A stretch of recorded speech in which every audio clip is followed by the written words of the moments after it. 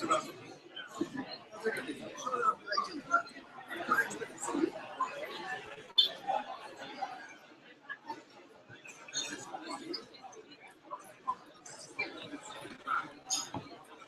morning, ladies and gentlemen. If you can take your seats, please, the conference is about to begin. Thank you.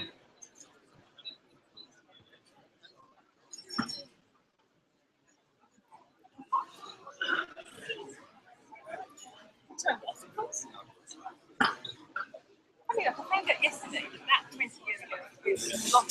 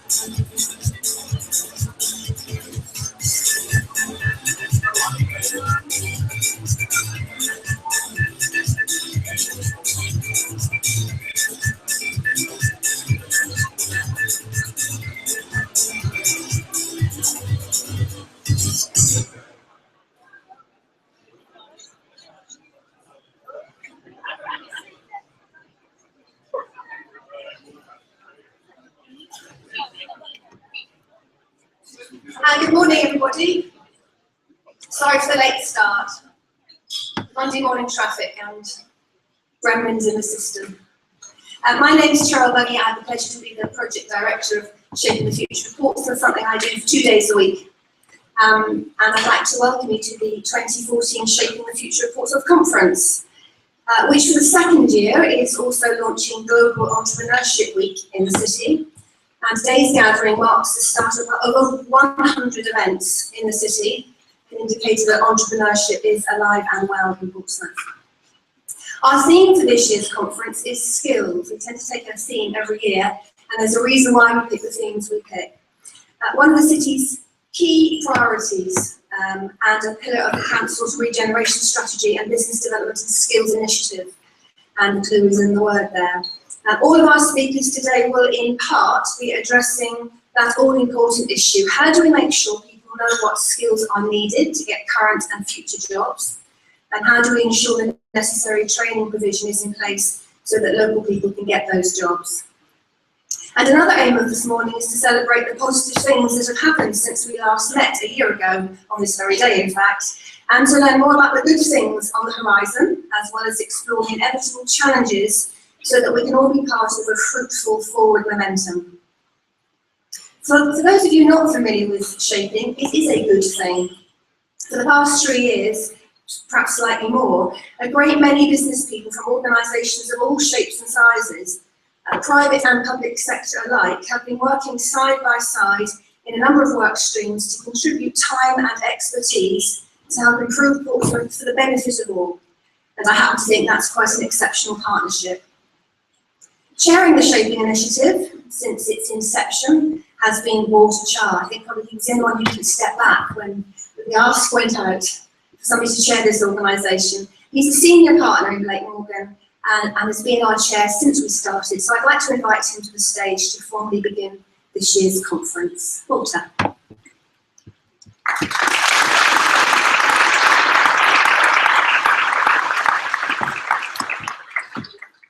Good morning, ladies and gentlemen. Welcome to the 5th annual conference, and I'm delighted to be able to welcome you. We are a little behind time, so I will be brief in what I have to say. It's absolutely fantastic that the Pyramids have allowed us to host the event here, and unlike the Guildhall, we've got actually some light that's being thrown on us today. A few housekeeping. There is no fire drill today, so if you hear a fire alarm, please vacate, and there are arrows around the room to guide you to your destination. As Chairman said, the launch of today's conference coincides with Global Entrepreneur Week. And the fact that we want to do that is really to heighten the profile about skills and the journey that the City Council has been on. We've only been able to focus on this because the work we've done over the last 5 years, and when I say work, I mean work of public bodies and also the private bodies coming together under the banner of Shaping Portsmouth. And when you look around this room, and I draw your attention to the back, Portsmouth's regeneration, you can see some of the work that is taking place. If you go to the table that you're sitting at and hold up this is a resume really of all the development sites within Portsmouth, which has been showcased at MIPIM UK. And a lot of effort has gone into this, and there are other things to be absolutely proud and cheerful of. We have tourism, which is on the up, no doubt helped by some superb destination venues. We have other things like the super connected city. We have the availability of innovation centres, which are at the back of the room. We have the introduction of the park and ride, and we have Ben Ainsley Racing coming to the city of Portsmouth. And all those things, I believe, help to put Portsmouth very, very firmly on the map and to make this city the great waterfront city that it deserves to be known for. However, it's very, very easy to sit back and say, well, that is it now. Is the job not done? And sadly, it isn't done. I read a lot of press over the weekend about England's performance, taking positives out of it. Well, frankly, positives are not good enough, and we need to kick on from here. And we need to build an infrastructure within Portsmouth, which now allows us to support, to encourage people to start up their own businesses and to sustain them. And that requires a key element, which is around skills. Steph who chairs the Business Enterprise Group, who's sitting down at this table, has a slot in today's agenda, and he'll talk about the help that you will, I'm sure, be able to give. It's about time, it's about your skills, and it's about opportunities I hope you'll be able to give our youngsters in this city. So, from my part, before I hand back to either Cheryl or indeed to David Williams, who's the next person on the slot, I just want to leave something with you, and it's this. The success and greatness of this city doesn't fall on any one pair of shoulders. It's reliant on all of us, both private and public. And I think that when you look around this room and when you look on the table as to what's been produced, which is a testament to what's happened within the city, you'll agree that public and private sectors have come together to work for the good of this city. There is still a long way to go, but we need to remain steadfast, we need to remain committed, and we need to remain enthusiastic about what we can achieve. And if we can really get behind that and get behind that message, I have no doubt that Portsmouth will be the great waterfront city that we all aspire to. And we've got a great opportunity to do that. I hope when you reflect on what's happening this morning and look back that Shaping Portsmouth has played its part in that, we will continue to play our part, and the work streams that you'll hear later on when Cheryl sums up has played a significant part. Business enterprise, education, city image, newly formed skills, it's all come together to make, hopefully, the city a prosperous one, and one where people want to invest, and want to work, and indeed want to live. At the end of the day, anything that you have concerns, queries, comments about, then please feel free to contact me, to speak to me, and I'm sure Cheryl will also be keen to hear from you, as indeed other chairs within this room. But we've got a great agenda and a great diverse number of speakers who will no doubt at the end of the day guide us through this morning and show why Portsmouth is such a great place. So thank you very much, ladies and gentlemen, and I hope you enjoy this morning.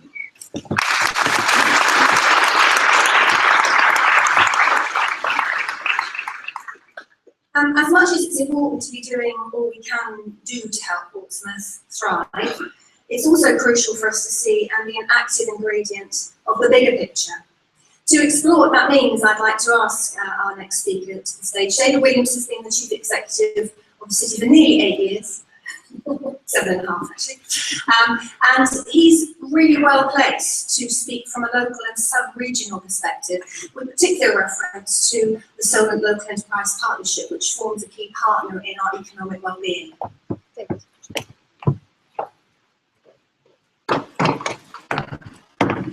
Morning everybody, and thank you very much for inviting me along to the conference this morning. The shaping work for this city is fundamentally important, and I really would echo the words that Walter said earlier about the importance of public-private partnership.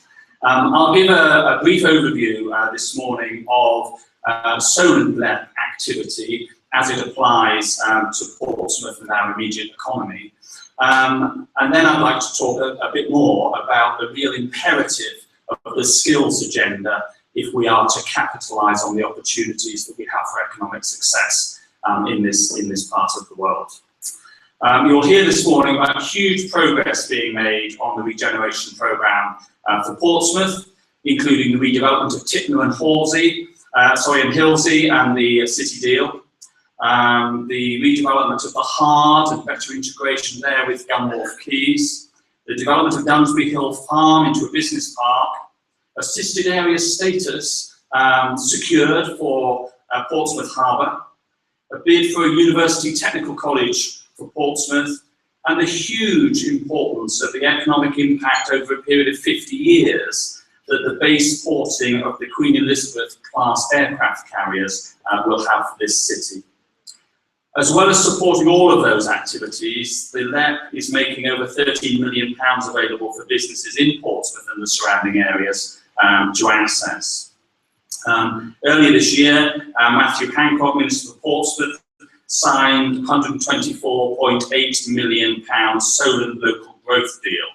These funds will be used to leverage in private sector investment from developers and other local partners to the tune of about £360 million, resulting in a total investment package valued at nearly £500 million. It's really important that we in this city and the surrounding area get access to that money and use that to perpetuate our growth. That investment will create about 5,000 new jobs, 10,000 new homes, and just under 300,000 square metres of new employment floor space. 2,500 new apprenticeships are estimated, and about 600 businesses will be supported. So we have a huge and great opportunity in this city, and we've really got to galvanise that. The Solent LEP's identified 5 strategic priorities. I'll address them very briefly in turn, but I'll spend a bit longer just developing some of the issues around the 5th priority, which is around skills for growth. The first of the priorities is around focusing on the strategic sectors where this area really does have global competitive advantage. You won't be surprised to hear that they are in the areas of advanced manufacturing and engineering, especially in marine, aerospace, renewable energy, environmental technologies, and composites. Each of those also has very specialist supporting transport and logistic requirements which form an important part of our economy. The Solent LEP has worked with government to agree a marine and maritime strategy for the region. In line with those sector priorities, Portsdown Hill is the base for a new £4 million Centre of Marine Intelligence Systems, tasked with research into unmanned marine systems such as autonomous boats and submarines. Drones to you and I, they'll be delivering your pizza soon. The LEP worked closely with the City Council to secure Ben Ainsley's America's Cup headquarters here in the city, and Jonathan will be explaining later on about how that work's progressing and what an exciting future that brings to us. We're also pressing to host the new Composites Centre here in the city.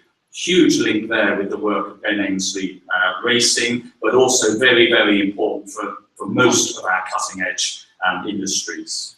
At the moment, it's based in Bristol. There will be a sub-base, and we're hoping that the Chancellor's autumn statement will contain some positive news on that. And Rebecca will explain, if we're successful, that our bid for a university technical college for the city will have specialisms in advanced manufacturing and electrical and mechanical engineering. That bid has really been very powerfully supported by Airbus, PAL Europe, BAE, the Royal Navy, Ben Ainsley Racing, and I have high hopes for that. The second strategic priority of the LEP relates to enterprise, and it will link with what Steph and Sheena and their group will talk to you about later on. Key LEP objectives include supporting the growth of the Solent Enterprise Zone over at Dedalus. 3,700 jobs are expected to be created there by 2026, again specialising around areas of marine aviation and aerospace. The creation of a business hub to make it simpler for businesses to access support in raising finance, addressing export markets, developing supply chains, recruitment, and accessing expertise from the universities is another part of that enterprise work. So is supporting high-growth business startups, particularly those with export potential, and encouraging growth in existing businesses through innovation, including peer-to-peer self-help networks and business-to-business mentoring. Expanding an enterprise culture and support for young people is fundamentally important to this area, but this city particularly, I think partly given our history. Today, the LEP's Young Entrepreneur Fund has awarded 10 young people between 16 and 24 years old a share of £40,000. From Portsmouth, these business leaders of the future include James Solwood Anderson of Cohesion Lifestyle Management, Zach Coley setting up Rhodes Digital, and Mohammed Khan's Get Fit Sports enterprise. In addition, £1.1 million has been invested in Portsmouth SMEs and startups via the LEP's Bridging the Future Fund. The third LEP priority is around infrastructure projects. That's really key to unlocking the development of our area. It's wonderful being on the coast. It does present some really, really big infrastructure challenges for us. Key infrastructure improvements in the Portsmouth area include getting road access into Dunsby Hill Farm, flood defences, and on a day like this you'll understand that, and we have been successful in securing some major central government funding for that. The Tipner Horsey and the Park and Ride and the Northern Road Bridge are schemes that have now been implemented. They came in on budget and on time, and we've also made significant progress in terms of wiring up the city for super fast broadband. Later this morning, Councillor Donna Jones, the leader of Portsmouth City Council, will be speaking about her vision to take this agenda forward.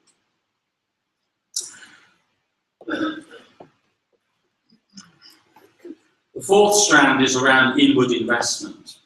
And I think this is an area where, whilst we have the potential, we have underperformed.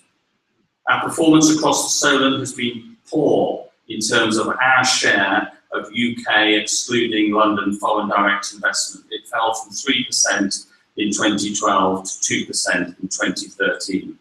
The LEP target for this, for the Solent, is 5% by 2020. In order to do that, that will require another 70 FDI projects being captured in this area. That is a big ask, but we've got to improve our performance. And I'm very pleased to say that all of the local councils in the Solent area are fully committed to this programme and are backing their commitment with funding. The final strand of the LEP strategy is around skills for growth, and I just wanted to spend a little bit longer on this. Transforming the Solent economy will require us to build a very knowledge-rich and creative economy, one which will demand the highest levels of education and skills. A dedicated Solent skills strategy to support the development of a world-class workforce. We're fortunate to have 3 excellent universities based in the Solent, together with a network of further education colleges, private learning providers and schools. Together they represent a major economic asset for us, generating new businesses, supporting existing businesses, and they give us an excellent capacity to deliver skills for the local economy. Solent is the first LEP in the country to complete on a new skills centre, with the £12 million CMAS centre opened on the enterprise zone in September. I've outlined many really exciting and positive developments for Portsmouth and the Solent area. And I want to speak a little bit about where the real opportunity and challenge lies. Standard Treasury models calculate that 11,500 jobs will be created by the Portsmouth Regeneration Programme over the next 20 years. By 2020, a further 7,000 jobs will be created through economic growth, with a further 36,000 jobs created through replacement demand and natural churn in our labour market. By any measure, we will see significant employment opportunity. However, whilst unemployment here is similar to the national average, it is still 2% higher than the regional average.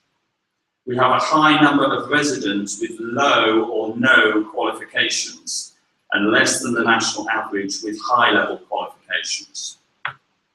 The Centre for Economic and Social Inclusion report, Realising Talent, Employment and Skills for the Future, published in July this year, states the following regarding the emerging skills gap.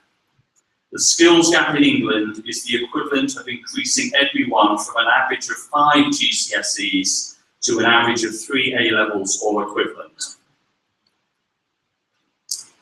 And we need to do that by 2022.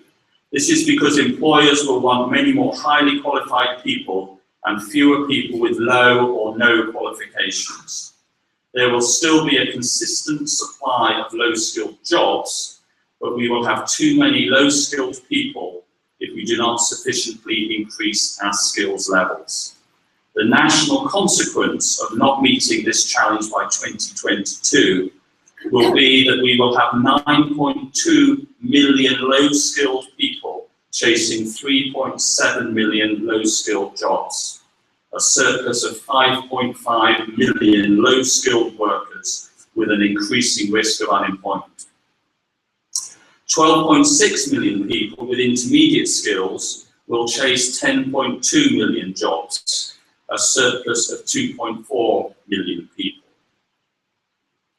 But fundamentally for our region, employers will struggle to recruit to the estimated 14.8 million high-skilled jobs with only 11.9 million high-skilled workers, a gap of 2.9 million.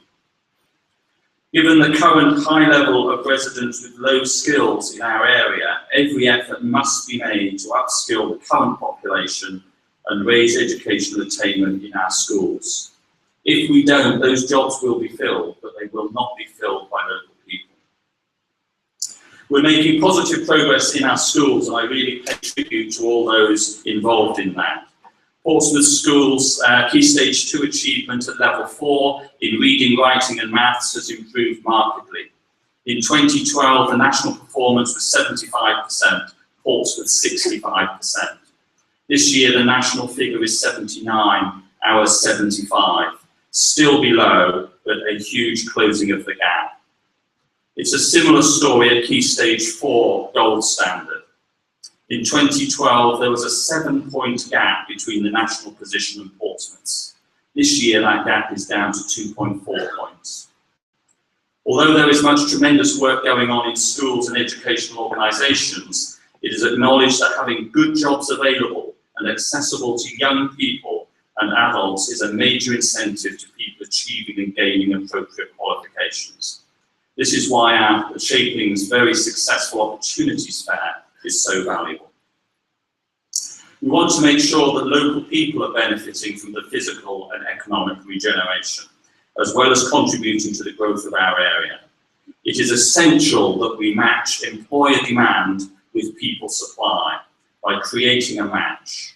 Hence, Portsmouth and Southampton councils are proposing a Solent-wide jobs match scheme to create a new offer that will support businesses and individuals within the Solent area. The proposed jobs match scheme looks to help training providers and employers forecast demand for future jobs, and through supply and demand brokerage, help give local people the skills and aptitudes to be ready for these jobs. Initial discussions with other organisations and agencies have been very supportive. We believe it has the potential to ensure that jobs and training opportunities for local people are created through both the construction phase of development and the end use of development sites. We need to ensure that there's a readily available supply of high quality local labour for businesses that are growing and expanding in the Solent area. It's proposed that jobsmatch.com will be a website based on the principles of Match.com or Rightmove. Prospective employees and employers will create their own profile, the employee treating their profile like a CV.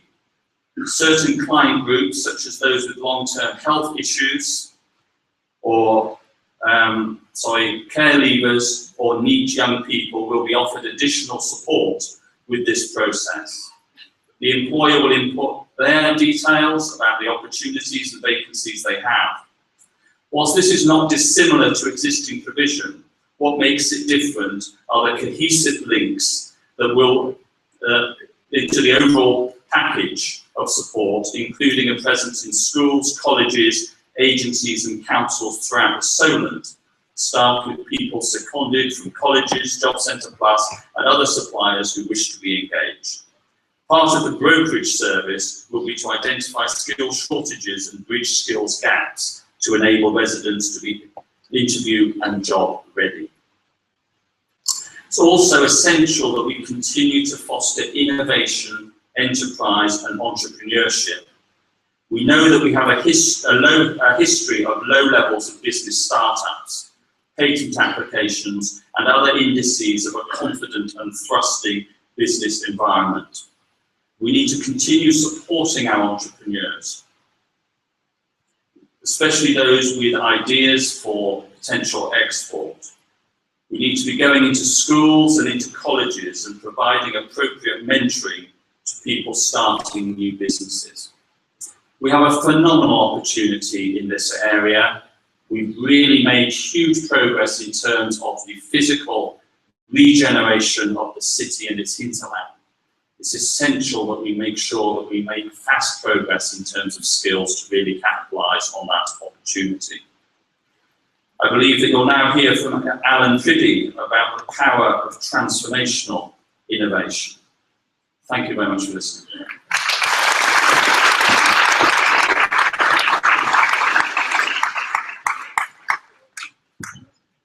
Thank you, lots of food for thought there, Dave. Lots of opportunities and challenges, and hopefully Shaping will be able to come up with some answers and some solutions. Now, from a sub-regional perspective that David's just given us, I'd like to change our focus, as David's mentioned, to a very specific marine sector business, one of the key sectors that the area and the city is trying to grow. Portsmouth-born businessman Alan Fiddy has always liked speed, and he loves the sea, and holds many records in that field. His passion has not been diminished over the years, and he's now developing a superboat here in Portsmouth in order to gain the record for the fastest circumnavigation of the globe using the most fuel-efficient engines. Alan's here to tell his story and explain how he's developing local skills and aiming at the export markets. Alan. Thank you. Thanks. Good morning, ladies and gentlemen.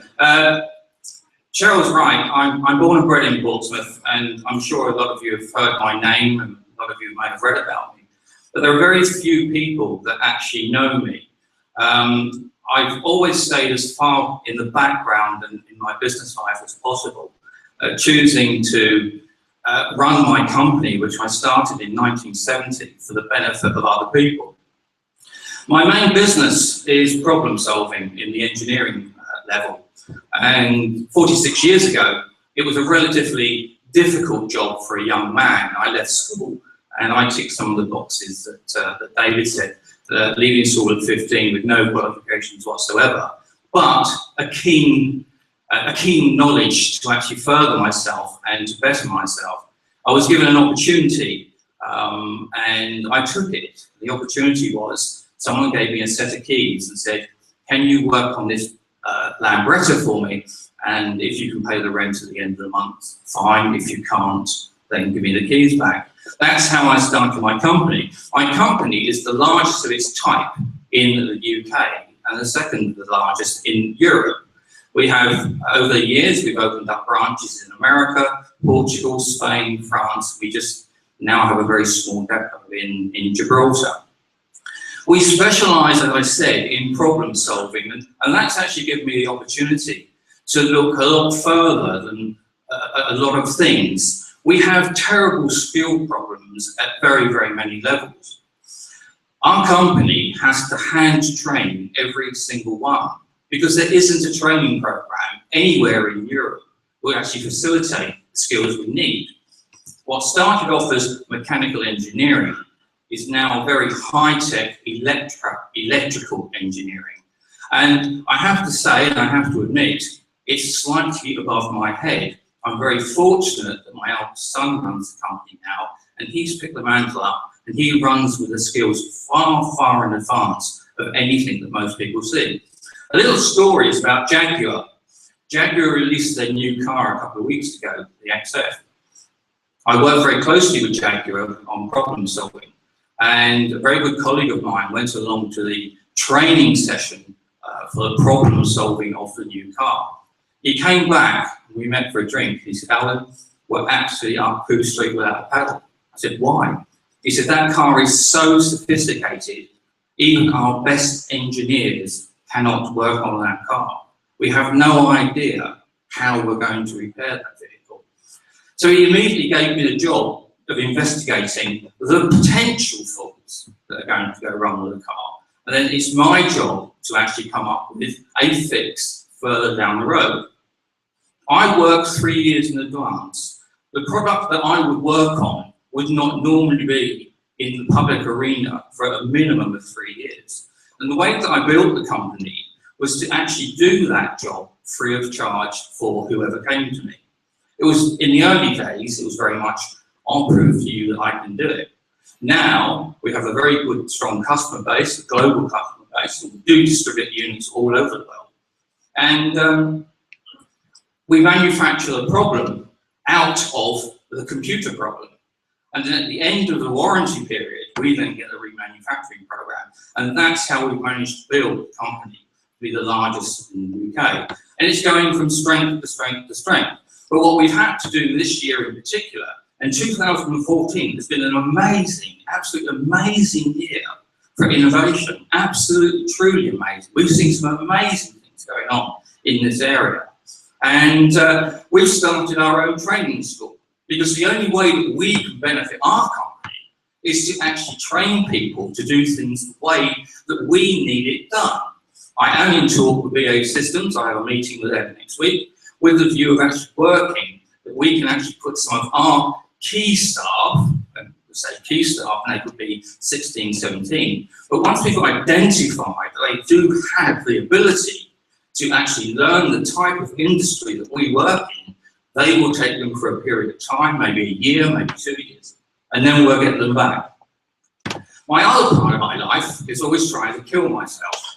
I've never worked for money. I've only ever worked for enjoyment. And some people might find that strange, but I get a huge satisfaction out of starting each day with a problem, and then however long it takes, solve that problem. And to me, that is my payback.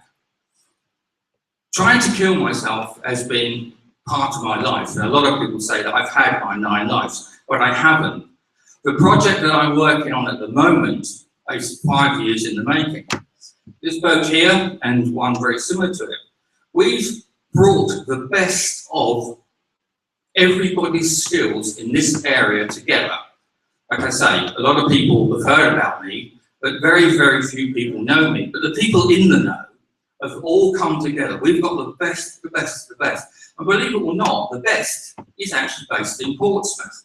From some of the best designers and the best engineers and the best professors, they've all come from Portsmouth.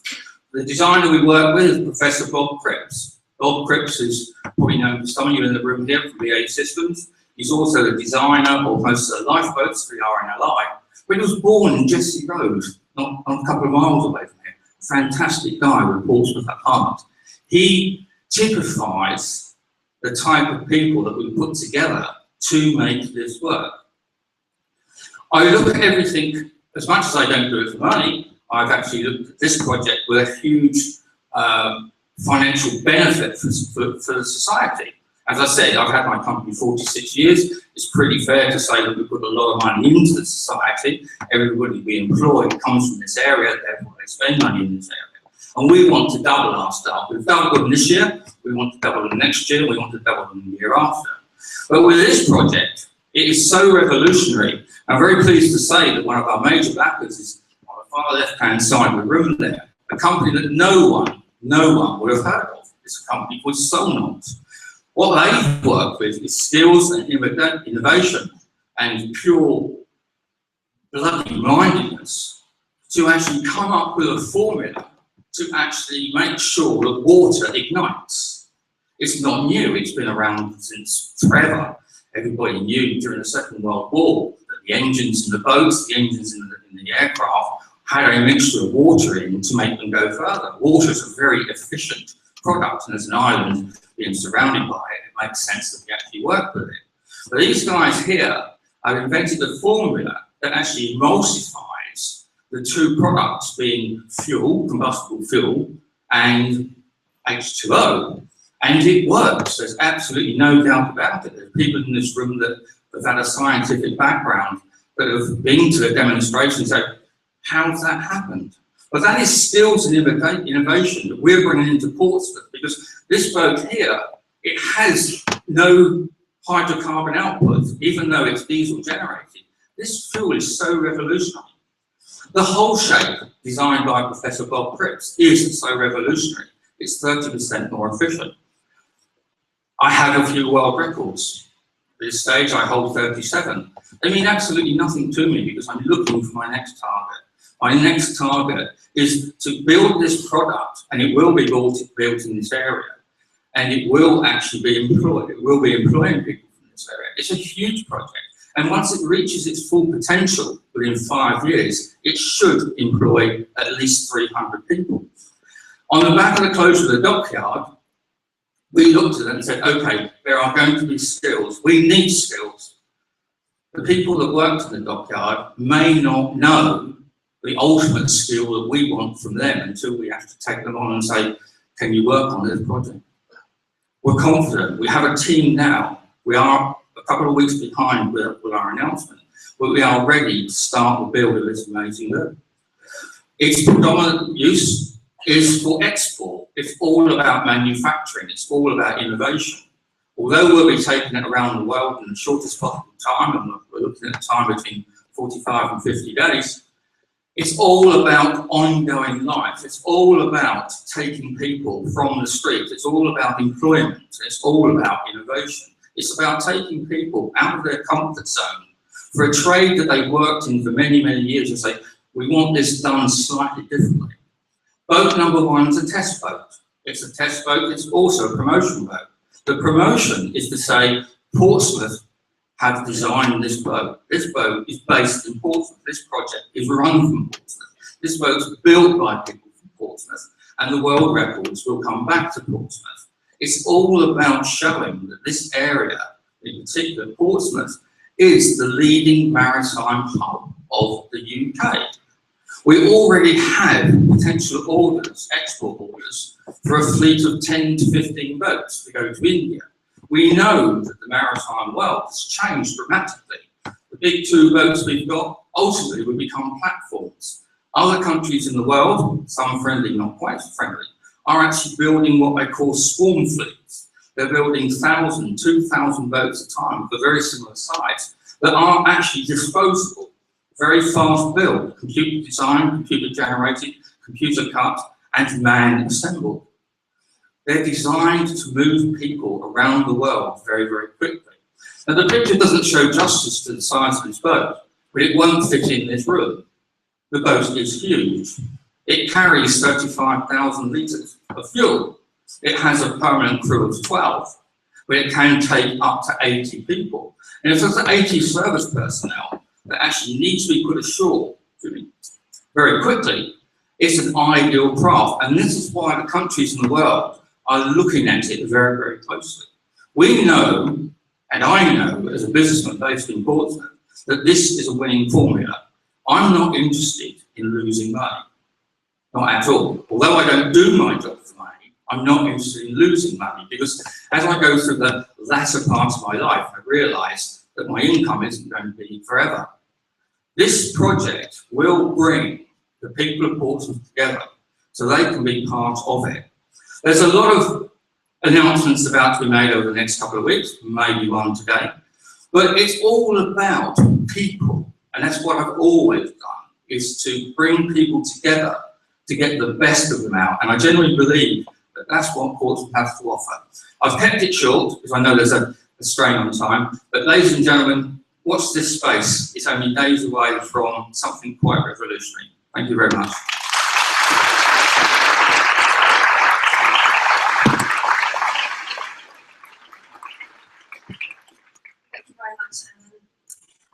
As I mentioned before, our conference is once more launching Global Entrepreneurship Week here in Portsmouth. To find out what's planned for the week ahead, and also to discover more about the concept of GEW, I'm pleased to introduce the Chief Executive of GEW, Andrew Fidman. Andrew is one of the founders of GW UK and hosts Youth Business International. He's an international speaker on youth employment and advises various organisations on enterprise development and social responsibility. And joining Andrew is Dr. Sheena Mitchell of Entrepreneurs Unite. The organisation has been pulling all the events in the city together, which is what they did this year and what they're doing again this year. Start again, last year and this year. Sheena has many years' experience of encouraging investment in business. She is the founder of Entrepreneurs Unite and she has many years' experience in market research. So I think Sheena's going to go first with a local perspective, followed by Andrew giving us the global picture. Thank you very much.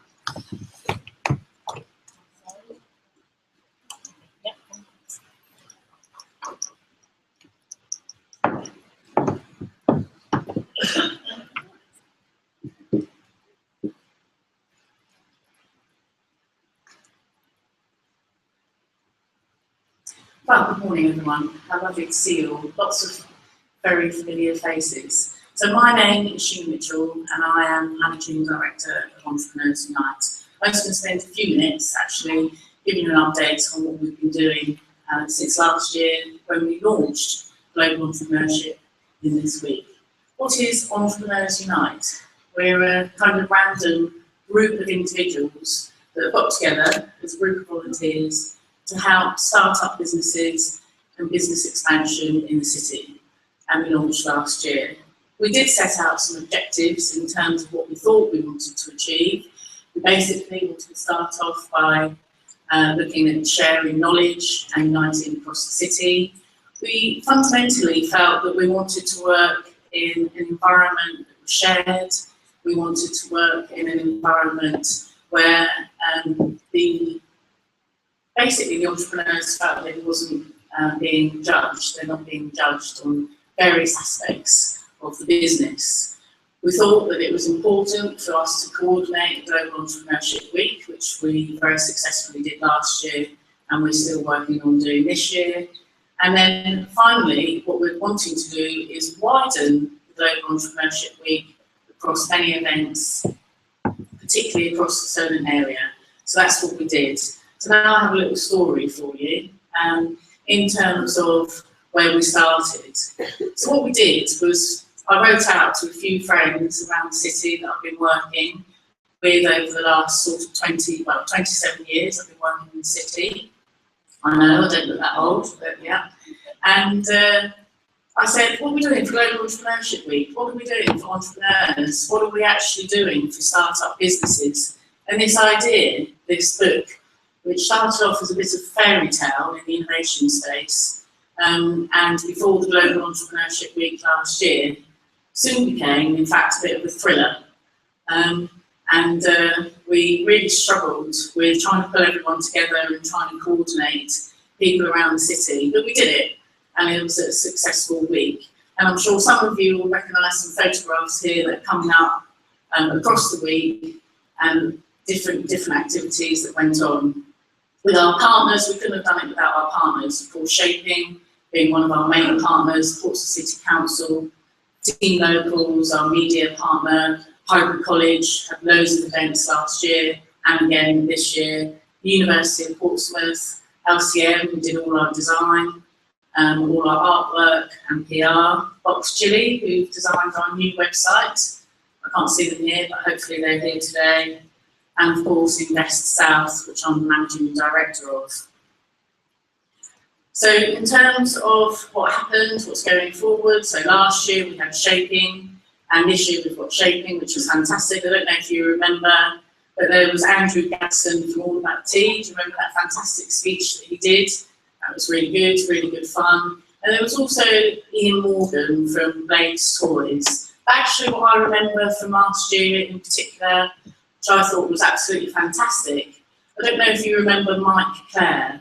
Mike Clare was a real inspiration to me. He started off with Dream Beds and he went on to be a multi-millionaire. And when he was asked by the team, you know, what do you think makes a fantastic entrepreneur? What do you look for when you want to invest in a new business? He said, perseverance, perseverance, perseverance. keep going, focus on your goals, and keep going back to the same thing. He was absolutely fantastic. Then there was the clock tower. What an amazing ecosystem of all those guys down in Great Southsea Street. What a tremendously natural way of coming together. You've got Tony Wood, you've got Love Southsea, you've got Team Locals, you've got Furry Bell, you've got all of the different companies down there, Manic Productions, all working together. No one set that up. That's got no public funding. That's a group of organisations compatible working together. And again, this week, if you're interested in going, the Clock Tower is on Wednesday night. It's a fantastically fun evening where people are sharing their ideas. Last year, there was Raspberry Pi, where I witnessed an 8-year-old child sitting with a granddad. She was designing something which was for fashion accessory, whilst he was designing something that was their set for his home brewing kit for homemade ale. And there's a picture of them sitting together working on Raspberry Pi. Again, this year, we've got actually something very similar, which is called Portsmouth Mobile App Network. We did the Solent Business Angels event, where we had 8 keynote speakers from UKTI, Innovate UK. We had speakers from UK Business Angels. Actually, what was really important about that event last year was we had 10 businesses pitch. And out of those 10 businesses that pitched, 5 of them actually raised public funds and private investment. And we don't take credit for that, but what we do acknowledge is that pitch event, 4 of those companies had never pitched before, 3 of the companies had never even put a PowerPoint together, and they never thought about approaching a business angel, and in fact, they never thought about trying to apply for public funds. So that was really important. So we were really pleased about that. Then we had the gala dinner. Any of you that attended the gala dinner that we had last year, Mary Rose, which was absolutely fantastic, and that was our finale. So we have the same this week. If you'd like to look on the website, I'm going to go through, so where are we now, and finish up. So where are we now? What have we done? As a group of volunteers, I think we've done incredibly well. We have got a new website, we've got a new app, so if you go onto Android, if you've got an iPhone, we've got a GW UK app which we've launched today. We've got a new steering group, we've got new sponsors, we've actually got a whole range of different activities going on which are really good for Entrepreneurs Unite. So in terms of what's going on this week, there's lots going on this week. I couldn't put it all in, so I tried to use what happened last year as an example of some really good events. We've got over 100 events going on this year, and I think you're going to be told today that actually we're probably the city with the most amount of events that's going on in the country. We're hoping that that's the case this morning by the time that the Minister gets here, which will be absolutely fantastic. I urge you, please, to go on our new website. We've spent a lot of time putting it together, and you'll see all of those events there. So in terms of what we want to do this year, we want to promote entrepreneurship across 2,000 events across Solent. We think that we can get 10,000 attendees. Please help us in supporting that activity. If you want to get involved, then please contact me. So how can you get engaged? Well, how you can get engaged is you can basically run an event, promote an event, be a sponsor, basically gift us a member of staff, be involved in social networking, be involved in media. There's lots and lots of different ways that you can get involved, or you can get your team to get involved and help us, support us, so that next time when I come up here, we can proudly say that we did achieve our targets. And hopefully you have a really nice rest of the morning, and it's been a pleasure being here. Thank you very much.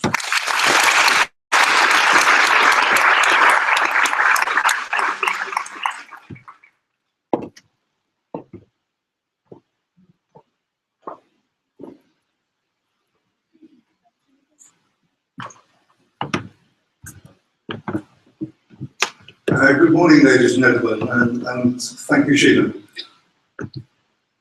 I'm delighted to be here. Global Entrepreneurship Week is happening in 150 plus countries. Starting today, although in the case of Australia and New Zealand it started yesterday, but it's a massive event going on all over the world. And here in the UK, we're building on the success of Entrepreneurs Unite, of everything that you're doing here in Portsmouth. This morning we have launch events going in 4 cities in the UK. 1 is London, 2 is Edinburgh, 3 is Cardiff, and most importantly, here in Portsmouth. So I'm absolutely delighted that we have been able to recognise within the Global Entrepreneurship Week organisation and structure everything that has been done here in Portsmouth in terms of shaping Portsmouth, developing entrepreneurs, and building the strength of the city and of the Solent area. As I say, Global Entrepreneurship Week happens in 150 plus countries this year around the world. It's an increase on last year. Last year we had just under 140 countries. And I'm delighted to say that because of the support that we've had here in Portsmouth, other parts of the UK, that last year the UK was recognised as the country of the year in developing entrepreneurs and promoting entrepreneurship. The global theme this year is to promote, build and strengthen entrepreneurs and entrepreneurs' ecosystems. And again, as you've heard already this morning, a tremendous amount is being done here to support those in terms of future developments, new ideas, new initiatives coming up through LEP and the other organisations here. My organisation, Youth Business International, was founded about 15 years ago by a chap called Prince Charles.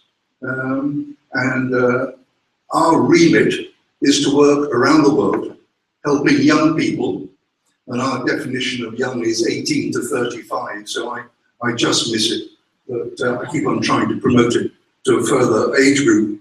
18 to 35-year-olds who have a good idea, but who can't get the support, the resources, and the networks that they need. So what we try to do is promote people such as the young entrepreneurs here and all entrepreneurs, find ways in which we can encourage government, industry, communities to support and develop young entrepreneurs. And we don't use the hackneyed phrase of because they are the future of tomorrow, because the young entrepreneurs are the future of today. It's already happening. Young entrepreneurs, as we've just heard, are producing new apps, producing new ideas, coming up with great ideas that can promote the local economy.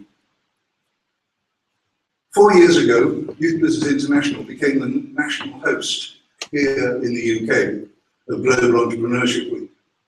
We also act as national hosts in another 10 countries around the world. And this year's UK theme is Get Connected.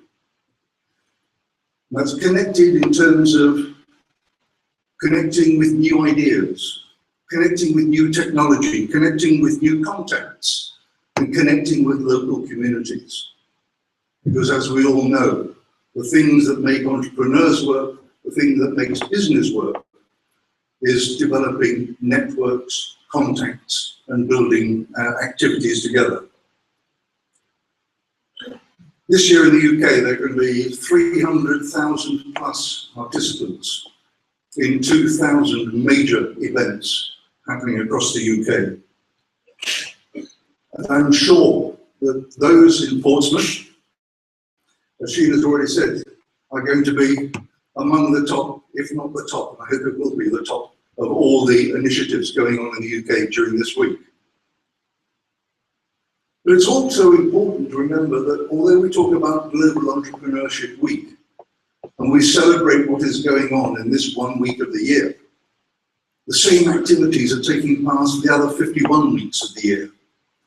And so the important thing is to make sure that we build on those contacts, build on those networks, that we do stay connected, and we find ways in which we can support and encourage others.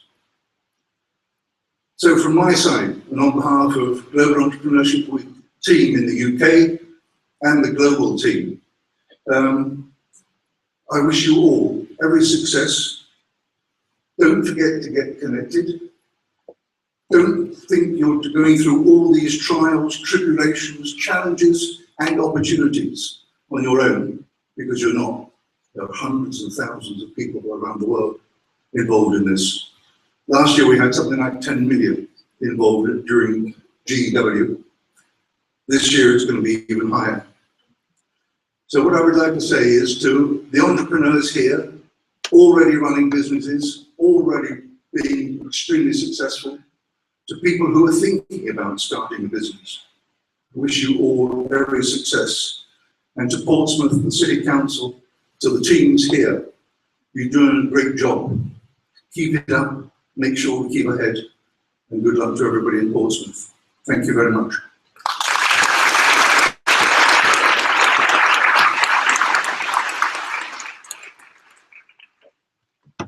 Thank you, Sheila and Andrew. Thank you for making the effort to come in the interesting weather to be with us today.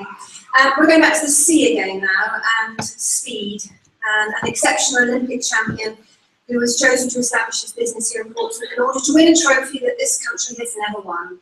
His exploits and the trophy in question have captured the imagination of a nation and our city. So here to tell us more about Ben Ainsley Racing is Jonathan Goring. We know that bar is much more than winning a trophy, as I'm sure Jonathan will explain. And Jonathan himself is no stranger to speed. He's been part of Team G on 2 occasions, Team G winning the Commodore's Cup in 2004-2012. And he's also a former chief executive of Capita Simmons and a current partner of PA Consulting. So we're going to hear more about the exciting story that is Ben Ainsley Racing.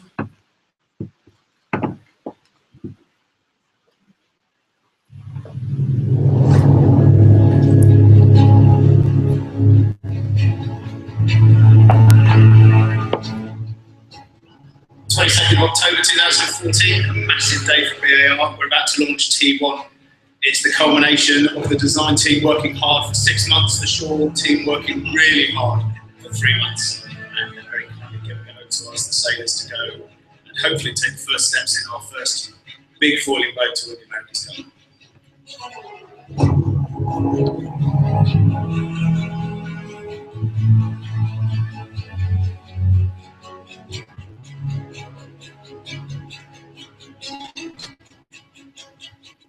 To be able to represent our country in our specialist field is a once-in-a-lifetime opportunity, and no one in this field is in this to come second.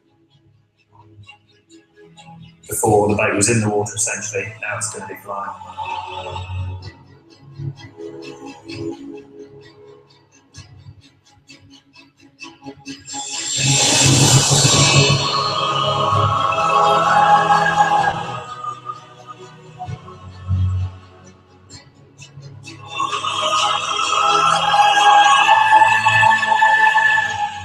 A great day one, but there's still a long way to go with this program, but we're really excited.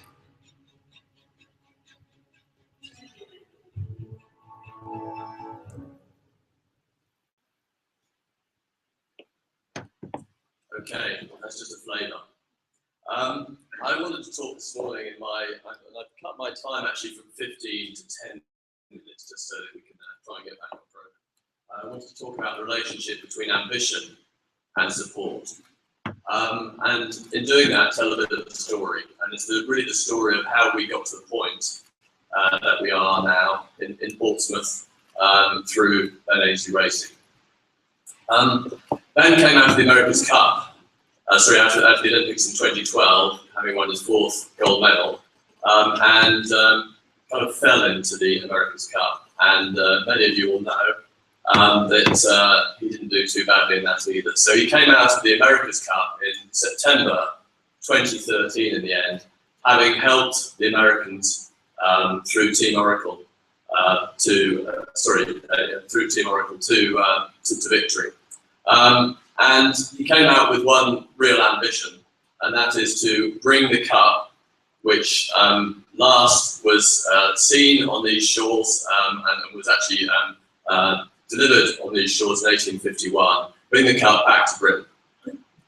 And in doing that, he had caught the eye of a few people, notably Charles Dunstan and also Sir Keith Mills. Sir Keith Mills, who was no stranger to enterprise and sport, having been fundamentally involved in the London Olympics and then latterly in the Invictus Games. And this story, bearing in mind, only started at the end of 2013, so a very, very short time ago. He quickly assembled a team with the backing initially of Charles and Keith to fund and secure a design team that were world class and to secure a sailing team, which he found very easy because a lot of them were his mates and had competed against them and recognised the skill that the guy has. And it wasn't until, I'm going to bring the Portsmouth bit into it here, it wasn't until very, very early this year that we actually seriously started looking for a base. And we had two options. We could either build a shed or take on a shed and build a design office somewhere, which we knew we wanted to be in the Solent area, somewhere in the Solent area, or we could do it properly. And to us, properly meant having a base where people can visit and where young people can train.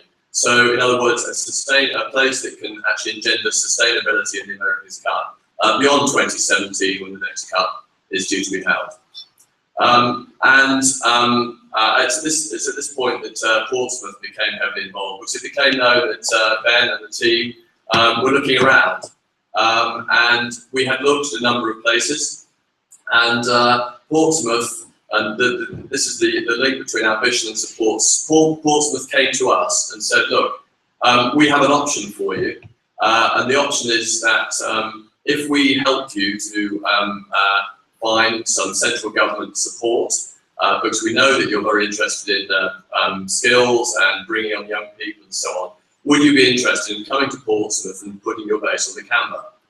And I have to say, it sounded like a daunting proposition, given that actually building a shed by, and I'll explain May next year, but by May next year, and assembling a design team was difficult enough. But actually the attraction of bringing what we love, sailing and design and innovation, to a wider community, and encouraging and enthusing young people about sailing, the sport that is becoming much more accessible, and about engineering at the highest level was just too much to resist. So Portsmouth supported us through a process which, to be honest, we found very daunting. It's not every day you build a base the size of the BAR headquarters on a constricted site like the Camber, but it was the perfect site with easy access to the sea and with a community of people well versed in design. So they helped us through the design process and continue to help us out, I have to say, David, through what is a really demanding schedule. So we are opening our base in May next year, having only achieved the planning consent in June this year. And anyone who walks past the Camber will see the steel appearing on rising out of the ground, cladding going around the building, and we're going at a cracking pace. So that's a little bit about the base. And given I've only given myself 10 minutes, I'm actually going to go straight into what are the future. Well, anyone might look at what we're doing and think, oh, they're only here to win the America's Cup. It's absolutely not true. So I'm going to tell you about a couple of the other things. So the America's Cup is obviously a massive goal for us, and that's 2017.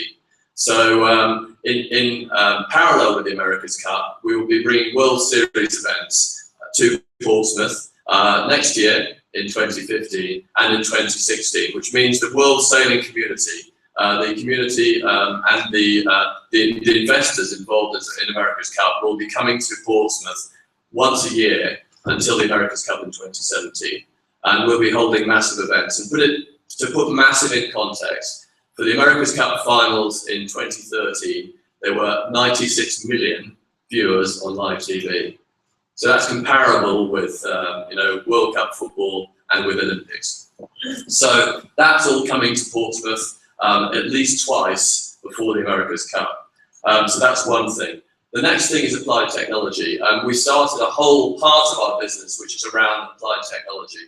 And that's about looking at the technology that may or may not be part of an America's Cup vote in 2017, but that we will actually ensure rolls on alongside our main design program.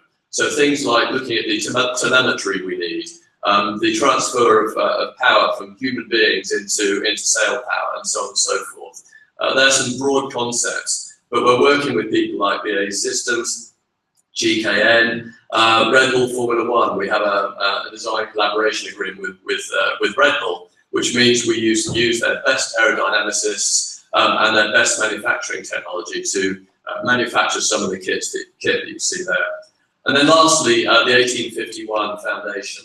That's a foundation, a charitable foundation that will be sponsoring, and by the way, I do mean cash sponsoring. So sponsoring apprenticeships and young people to get on and to get a step up in engineering and in saving. So that's just a measure of kind of what we're doing immediately and what we plan on doing over the medium term.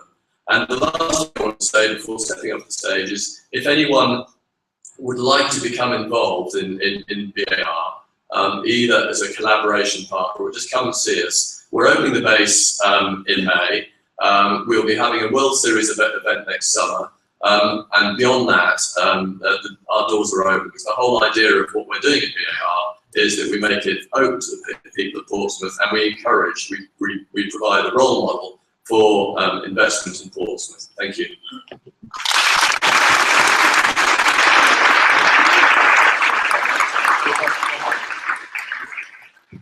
Exciting times in the city, and if you regularly go down to the Canberra, the building is growing magically with great speed, and I think what's so heartening is the opportunities young people in the city will have and the inspiration they will have and Hazy Race will bring to the city.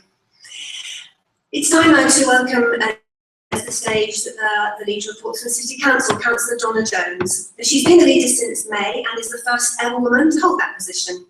She's been born and educated in the city, and her career has mainly focused in the financial services arena to date.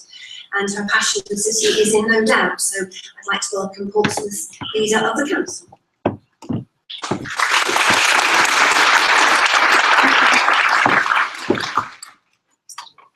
Just the microphone a bit shorter than anyone else.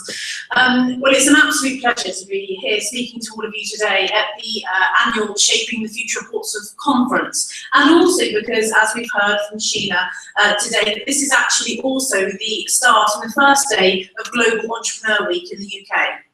So, as Cheryl's just said, to those of you that don't know me, I did fulfil my one of my dreams in life on June the 3rd this year, when I became the first female leader of Portsmouth City Council. So why is this a dream for me? Well, it's a dream come true because by being leader of this amazing city, I have the opportunity to actually positively improve the outcomes for the lives of people that live here. As Cheryl has said, I was born here, I went to school here, as have generations of my family. I care about this city. I care about what has happened in Portsmouth. I care about what is happening in Portsmouth, and I care very much about what will happen in Portsmouth in the future. Now, to make the positive changes required in the city, we need your help from the business community. We as a council know we can't do this on our own. I want to improve the outcomes for the people of Portsmouth, to prevent inequalities across the city. And to give you an example of one of those inequalities, a man living in Buckland, in the centre of Portsmouth, has an average life expectancy of 77 years, as opposed to a man living in Drayton, in the northern part of the city, who has an average life expectancy of 87 years. It's those kind of inequalities that I want to drive out. So how do we do this? We do this by educating our children to the highest possible standard. I don't want children in Portsmouth to be educated to the national average. I want them to receive the best possible education available in Britain today. I want to start attracting inspirational teachers to our city. And I want graduates from our university to want to stay here and to have highly skilled and paid jobs for them to work in. All of these things will help to make Portsmouth the great waterfront city. Today, I want to talk to you about how we achieve this target of making Portsmouth the great waterfront city, and also about the challenges that we all know are out there. These changes start with regeneration and growth. This triangle demonstrates the journey required. To start, we need to work on the physical infrastructure to address the city's needs, to regenerate key sites, to create more employment space, which leads to economic and therefore social regeneration. Then, to think about how we ensure that there are opportunities for all residents, enabling them to take up the jobs that we will create for them. And finally, that we ensure what we do is sustainable for the future and not just a quick fix. To ensure this city has an exciting future, we need to build on our strengths, build on our great naval history and tradition. The naval port of Portsmouth is key in its significance because of the strategic defence of the realm that this city has played for hundreds of years. Building ships in this city has had a lasting legacy on the demographics, from steel cutting and welding to naval officers that have walked the streets of Portsmouth as long as records go. The end of naval shipbuilding in Portsmouth following BAE's announcement to relocate that part of its business up to Scotland did bring a blow to Portsmouth. But, as a true Pompey person, I view this that with every challenge comes an opportunity. As we move into the future, we do this with a new focus and a sense of purpose.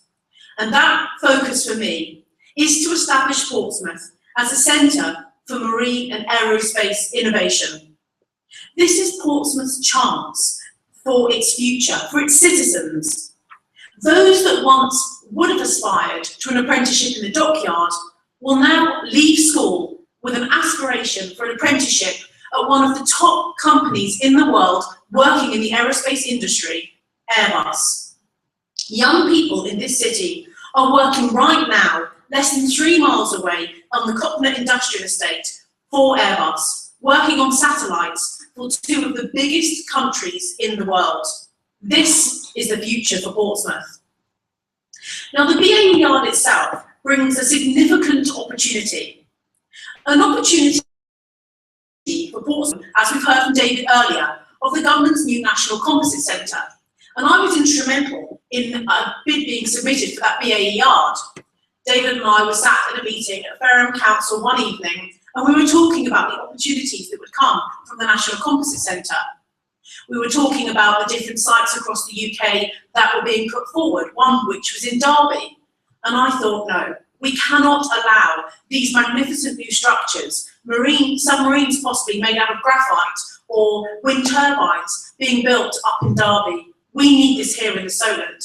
And it was sat there in that meeting on a laptop that David and I sent an email to one of our senior officers, and we had a bid submitted within 24 hours. I'm delighted that we have now been shortlisted to one of the final 3 possible sites for that composite centre, and the other 2 sites are also in the Solent region. So whatever happens, it's coming here to the Solent. This campaign to protect the future use of that shipbuilding yard, and one which will create new jobs, is likely to be announced to coincide with the autumn statement in the next few weeks. In July this year, at the Farnborough Air Show, the Prime Minister announced the creation of a new £4 million centre for marine intelligence systems to be based up on Portsdown Hill. And I'm delighted to be accompanying the Minister for Portsmouth up to the site later on this afternoon, where we'll be launching it. This specialist organisation will carry out research and development in the highly lucrative defence sector. Work such as the design and build of the unmanned marine systems, such as David mentioned earlier, those autonomous boats, and the technology for new submarines will be carried out here up on Portsdown Hill. And I'm pleased that through the Solent Net, £4 million has already been secured for the creation of the site. Following the BAE announcement, the Prime Minister created a new role, the Minister for Portsmouth, and the Right Honourable Michael Fallon MP was appointed as the city's first minister. At the same time, Rear Admiral Rob Stevens was also commissioned to write a report focused on the economic impact and the opportunities for the Solent region, in particular Portsmouth City, post-BAE announcement. I would like to place on record my sincere thanks to retired Rear Admiral Stevens for the speed and diligent way in which he worked. A maritime task force was established which brought together city leaders, the Royal Navy, the Department for Business and BAE. One of the things in the report was the opportunity in Ainsley's America's Cup racing here in Portsmouth for the next 10 years. This was significant, especially as, and Jonathan was very polite in his words, the Ben Ainsley racing team could have picked any city internationally or nationally. All parties involved immediately recognised the potential for the city, the benefits in terms of the job creation, the economic diversity that the bar team brings, and the boost to our local hotel and restaurant businesses. But the main attraction was the inevitable boost to the sub-region that would come from the association with this very specialist marine industry. Staff at the council worked hard to ensure that Ben Ainsley Racing picks Portsmouth as the base for the bar HQ for the next decade. People in this city will benefit from this decision next summer, as Jonathan has mentioned, when we have the first of the preliminary races for the America's Cup team. And as Jonathan has also said, having the world's media descending upon us here in Portsmouth, having images of Portsmouth projected around the world is going to do us, the local business community and the council, the world of good. And I'm pleased that this iconic structure and the construction of it has already started taking place. But this is a good example of both the public and private sector working together to deliver on a major scheme, proving that the council is working positively with business to achieve great outcomes. And there will be new opportunities that will come from this. Apprentices working with Ben Ainsley, jobs created in and around the site itself, local schools having the opportunity to use Ben Ainsley Racing Team HQ as an inspirational learning tool, new hotels and restaurants and businesses that will be created or moved to the city to be near the iconic structure and hopefully the winning team. One of the things that we know Portsmouth lacks, stopping us breaking through to be a world-class city, is top hotel, conference and venue facilities. The increased visitors expected following the Ben Ainsley Racing announcement, the brands and businesses that are already planning their expansion in the city, is significantly stimulating the hotel market in Portsmouth. If we look to cities like Auckland, the massive economic impact that hosting the America's Cup had on that city is clear. We have high hopes for Portsmouth, with Sir Ben Ainsley coming here and winning the America's Cup for Britain. Now, I have made no secret of my aspiration for Portsmouth to have a 5-star hotel. I've harboured this aspiration for years, long before Ben Ainsley's announcement was made. With a 5-star hotel, we will attract a new tourist market, new high-end shops, and a higher average spend per visitor, which in turn puts more money in the pocket of businesses and more money in the pockets of the staff that work in the businesses. I am working on possible sites now, and I have met with 2 5-star hoteliers and a 5-star hotel developer who are interested in sites in Portsmouth. Now, why is this significant? It's significant because it's about changing the vision and increasing the perception of Portsmouth worldwide.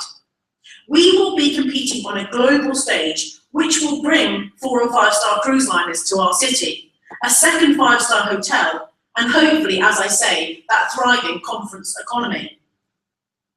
To achieve these aspirations, we need space. Space for new employment sites, space for new high-quality housing, and space for recreation and leisure. That's why keeping the development pipeline is stimulated. We are working on the next big scheme to unlock these aims. The focus has to be with new development on quality.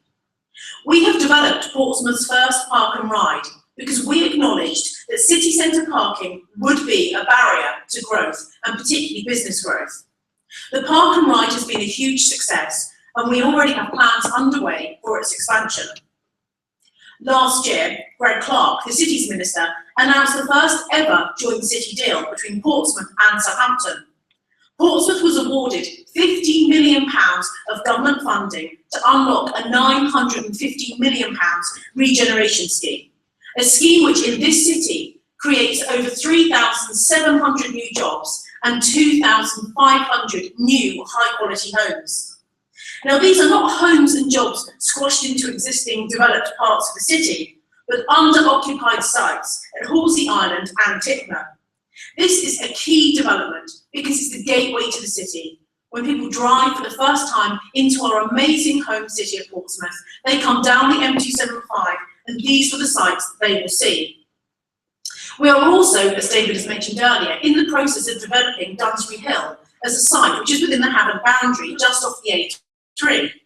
Now, Dunsbury Hill is significant because it's going to be a high-class technology park, creating hundreds of thousands of square foot of employment land and a hotel. And Portsmouth City Council has been successful in securing just under £5 million from the zone and let to go towards infrastructure costs associated with preparing the site for market. Now on to the Northern Quarter and the shopping centre, the long-awaited Northern Quarter shopping development. This scheme, as has been very well publicised, has encountered a number of issues, and we're currently working with developers on redesigning a scheme fit to cover at least a 25-year period. Finally, the Hard Interchange and the possible expansion of Dunwolf Quays are key sites to the future of the city. And I met with Colin, one of the directors of Landsec Securities, on Friday morning last week, and I was talking to him about the key significance of Dunwolf Quays and the way that Dunwolf is going to shape and try and place itself behind Bicester as one of the top outlet shopping centres in the UK. To combat the spending cuts that we know we have to make, I, as the leader of your City Council, could just sit back and watch the council shrink in size. Or we can do something a bit different. And my intention is to create Portsmouth City Council as a Portsmouth PLC type model, where we use the excellent assets that we have and the capacity we have to borrow so cheaply to go out and create income. So my aim is that whilst our central government grant is shrinking, we are going to create that extra money that we need to really keep providing high quality public services by creating income. And there are a number of ways that we can do that. So watch this space, I'll be coming back to you on that one soon. To achieve improvements and the aspirations we have, we need to secure the benefits for the people of Portsmouth. We are part of a sub-regional group, such as the inward investment groups, which encourage developers and businesses to come to Portsmouth. Recently, we've held events in London aimed to investors and fund managers to foster enterprise, help start up Portsmouth and business growth, including having a stand at the recent MIPIN event, which was a large event which brought together all of the top investors in the UK. A key to our growth is developing education and skills. We need better educational attainment and post-16 outcomes. We know from Rob Stevens' report that local industries are struggling to recruit people with the right skills that they need to keep their businesses going. That's why, 2 months ago, we submitted a bid to the Baker Deering Trust for the University Technical College to be based on the City Boys School site. This will be a co-educational centre of excellence for 14 to 19-year-olds working in science and the advanced manufacturing industries. So what does the future hold? We have celebrated 25 years of the Great South Run this year, and I'm delighted that we've just signed a new contract with Nova, the sponsors of the Great South Run, to make sure that it stays here in the city of Portsmouth. We are also looking forward to welcoming the Victorious Festival again next year, and the many other festivals and events, such as Mutiny, that take place throughout the calendar. A number of these schemes are dependent on government funding, as I've mentioned, and they are very, very complex sites. That's why having our new Minister for Portsmouth, Matthew Hancock MP, as part of the team is absolutely vital. Matt has already assisted and is working with me on all the schemes that I have mentioned today. He is an asset to the city, and I'm pleased that he will address you later this morning on his priorities. I'd like now to end by thanking Shaping the Future of Portsmouth and the board for inviting me to speak to you today and for providing me with an opportunity to say thank you to them. Finally, thank you to all of you, the business community, for not only doing your day jobs, but for the key things that you bring towards helping shape and regenerate the city of Portsmouth. Thank you.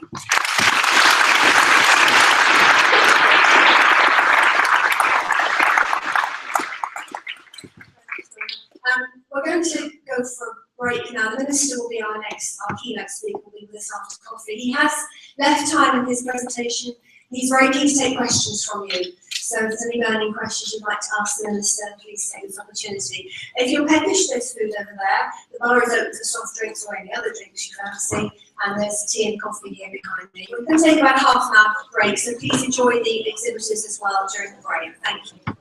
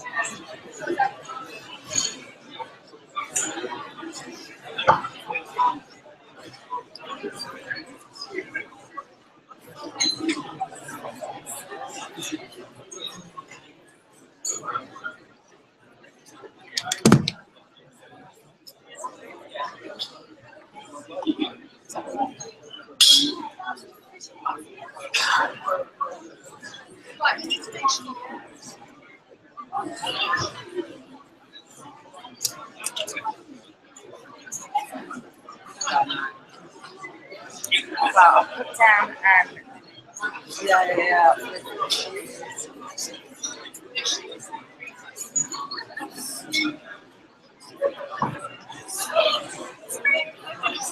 Then all of a sudden,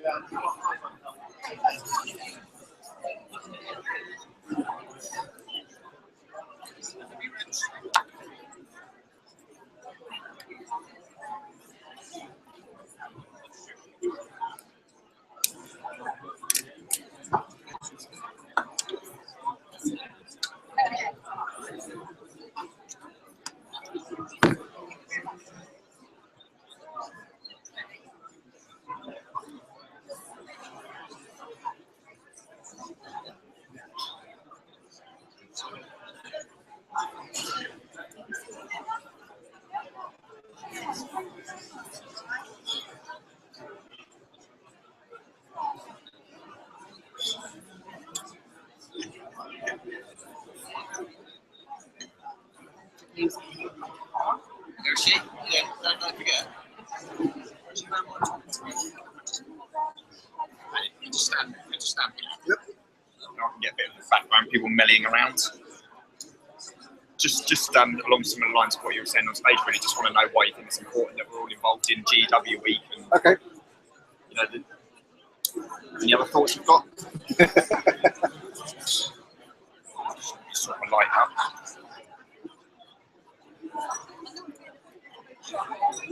Very tall. Yeah, designed to confuse. Yeah.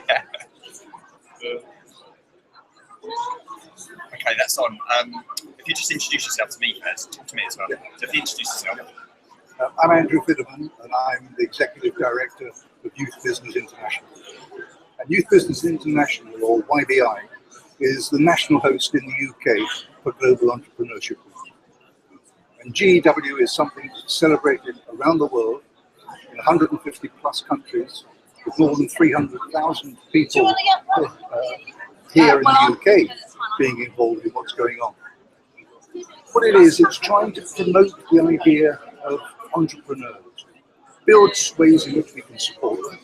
And I'm absolutely delighted that Portsmouth this year is one of the 4 centres that we're using to launch GEW, Global Entrepreneurship Week, here in the UK.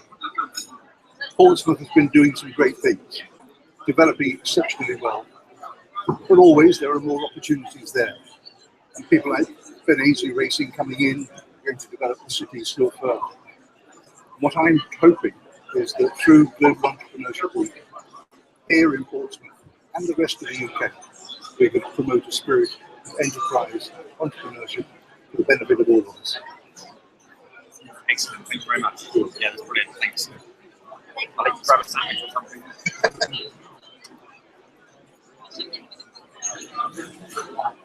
You might.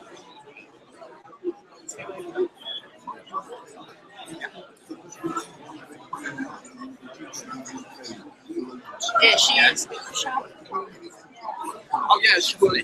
Yeah, I've been speaking to some of the team from GW just to let them know what we're doing. We're trying to live stream it. So they know that we're live streaming it and one relationship on social media, so anything we do and they're trying to reach me. But anything I've got, I will send it through again this week.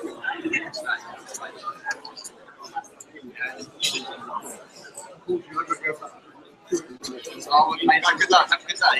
Yes.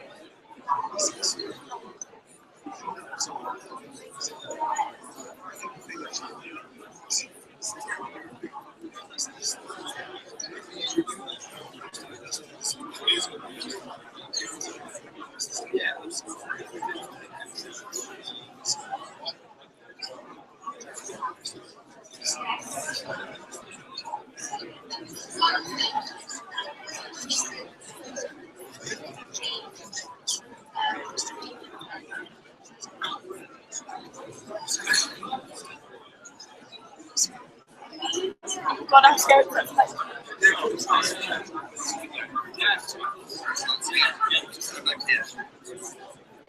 Just along the lines of what you're saying, just saying, you know, why we're here, what we're doing, what's good idea.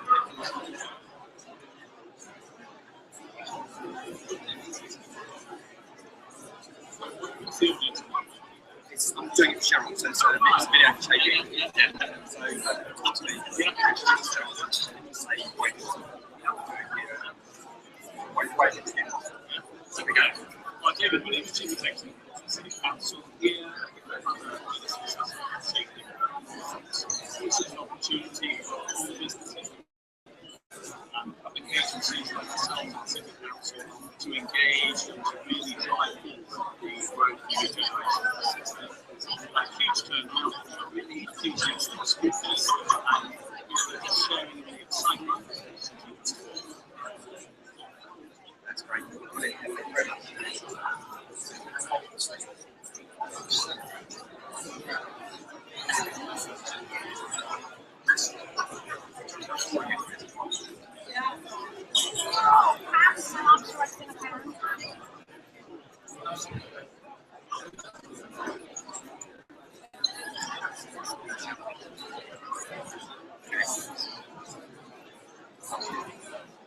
Hello, how are you? Yeah, good, thanks. Yeah. Yeah. Bruce.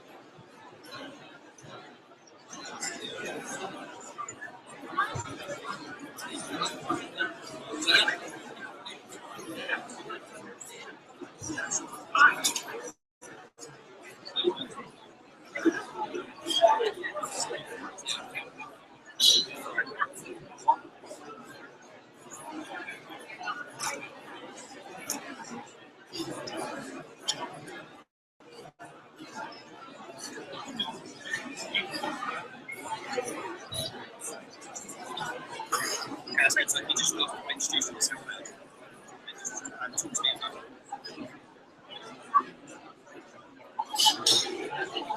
Okay, and just explain what you guys are here and why you're trying to be involved in things to do with the city, basically.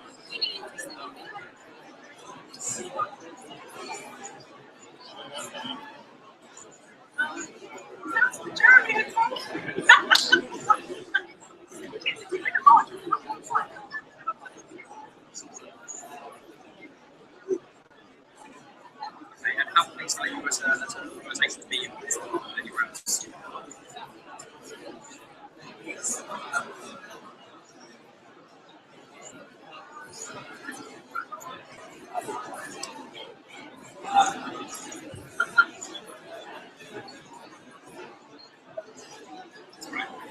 Yeah, that's great. We need to grab a sandwich.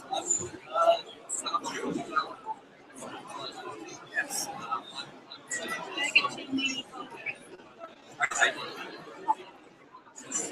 Oh yeah, no problem. I will relay that to Cheryl. So you just need to be giving out. I'm receiving.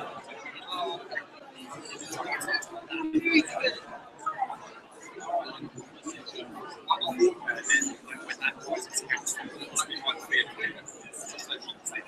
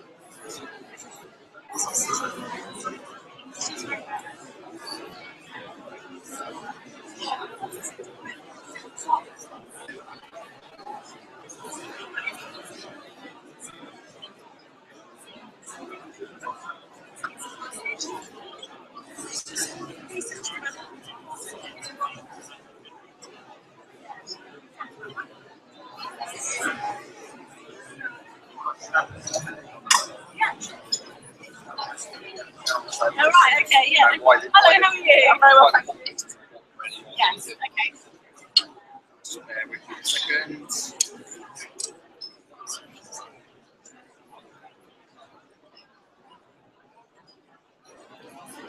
Okay, you're talking to me as well. Okay. So, if you introduce yourself first, then just say why you're Oh, Councillor Donna Jones, leader of City Council. I'm delighted to be at the Shaping Conference today. It's a fantastic event pulling together hundreds of businesses across Portsmouth and the Soho region. And the reason it's so significant for me as a leader of City Council is that this gives me an opportunity and platform to address so many key decision makers in the city all in one go. Today I've been able to talk to them about key regeneration sites, hard interchange, expansion of government fees, and my passion and desire to deliver a 5-star hotel here in Portsmouth. I really want that 5-star hotel to be blueprinted by next summer. And as I say, I'm working with 5-star hotel developers We're looking at a number of sites across the city that could literally deliver this new iconic building. We're also going to be talking to developers today, IT companies, and also the launch of local public nursery this week. So it really is significant, and I'm really pleased to be busy.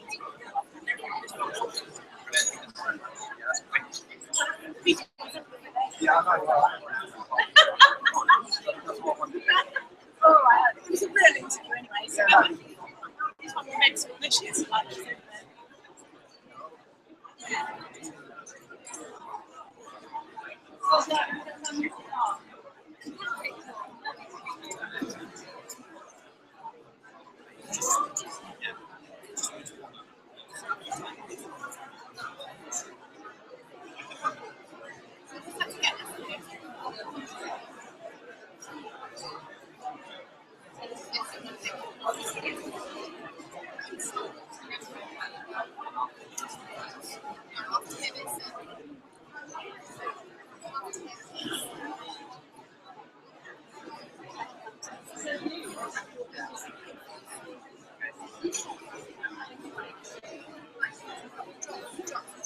Yeah,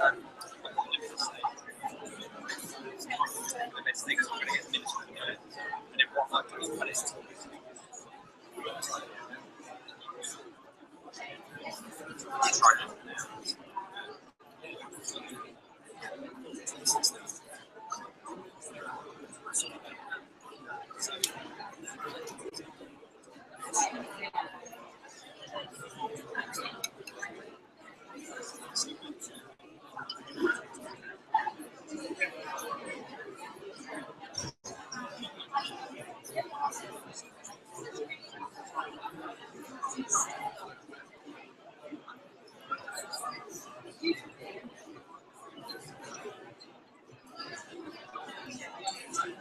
No, it's not. I'm not doing anything.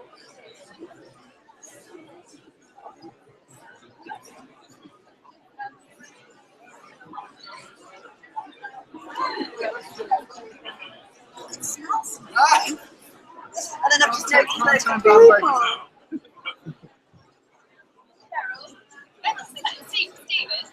I just need to.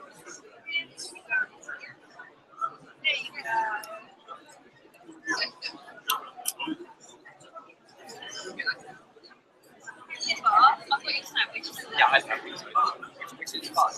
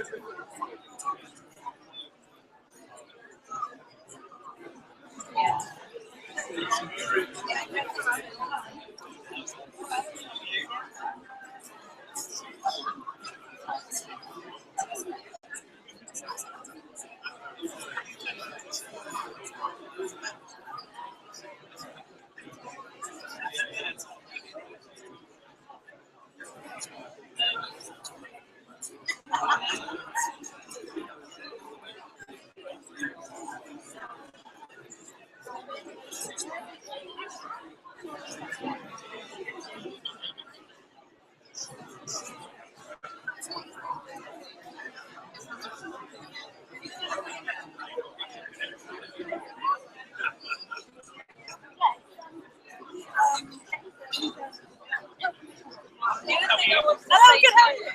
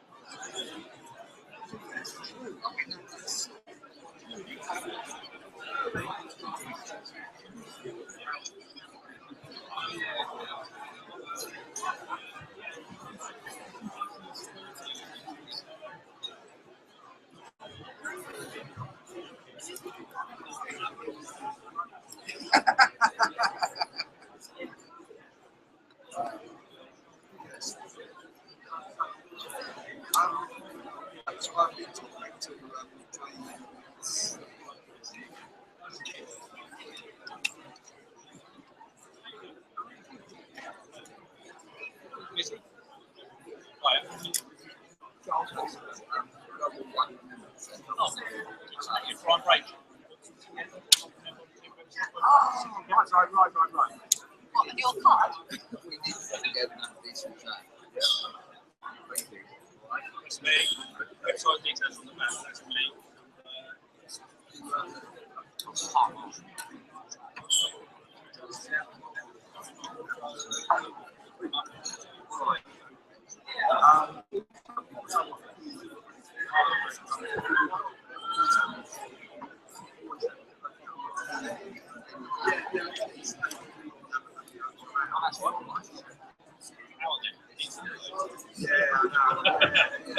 How are you done one?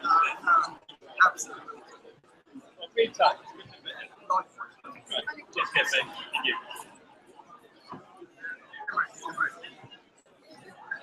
Alright, how are you? How are you?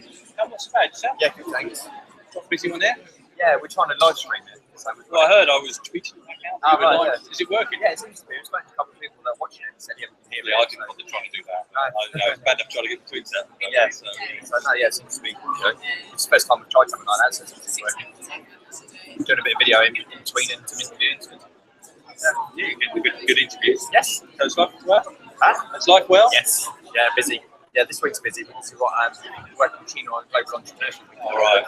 So we're covering a lot of their events and building it and stuff. So busy week ahead. Have a nice rest after that.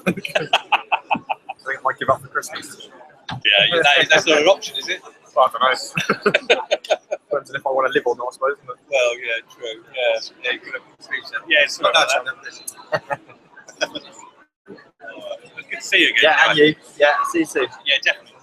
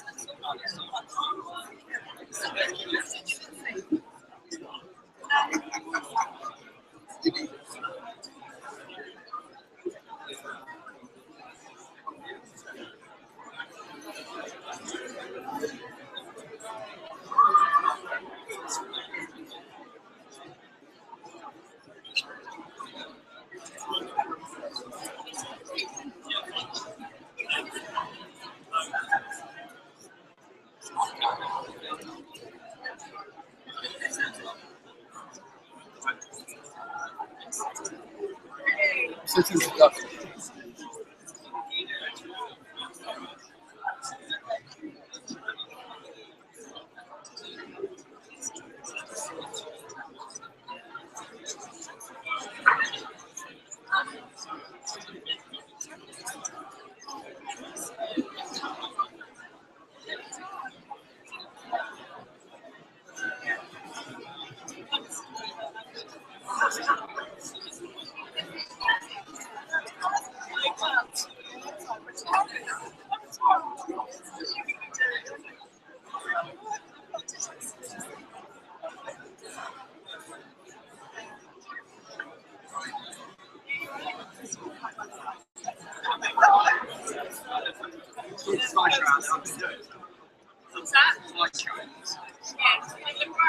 Yeah, it's fine. I can do it the same.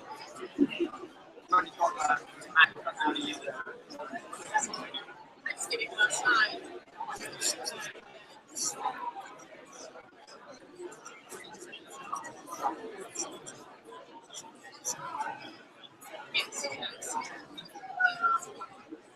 So when they come in, I mean, they do talk to them. You know, she'll sit up. Oh, wow, I didn't recognise you. It's so long. Can't believe it.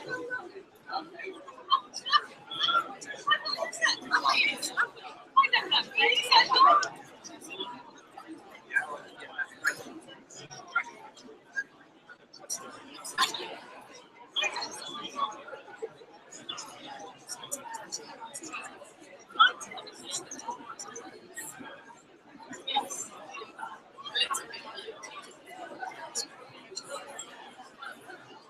You try.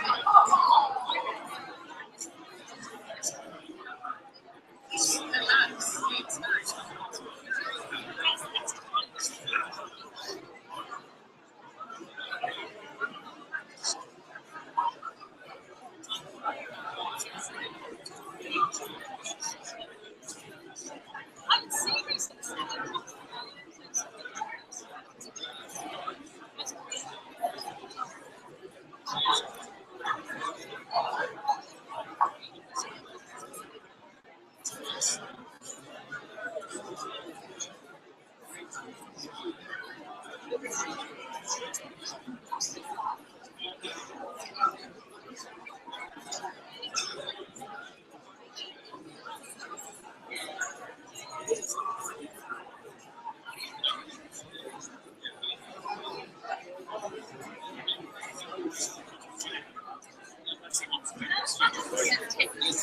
Yeah, hello again. Hi, how are you? Good. So, we're going to do a live stream first. Is that okay with you? Yeah.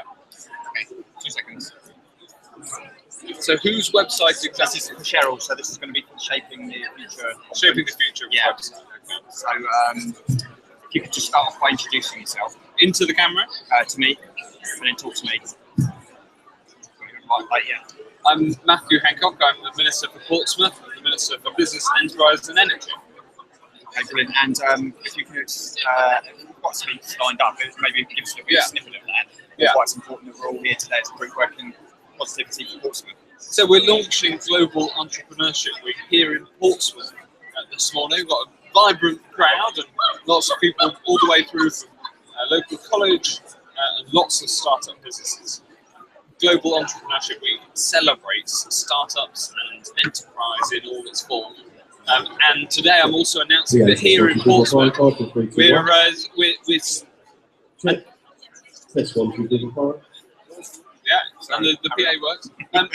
Here in Portsmouth, we're announcing a deal today to open up the Tipner firing range at Horsey Island to new jobs and new employment and new housing.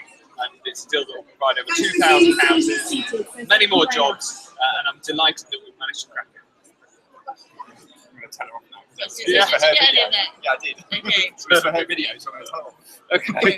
Thanks, Matthew. Thanks. Cheers.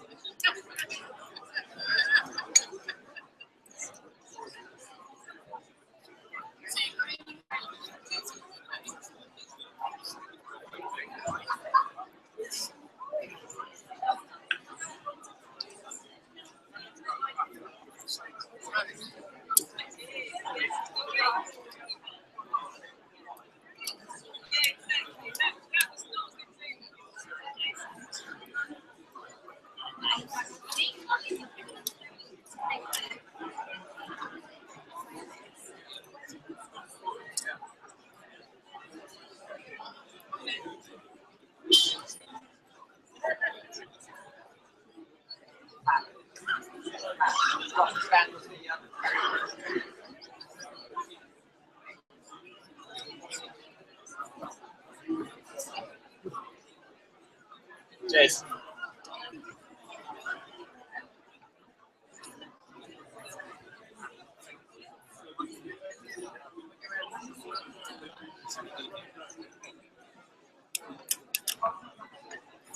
Thank you, ladies and gentlemen. We're ready to begin. Thank you.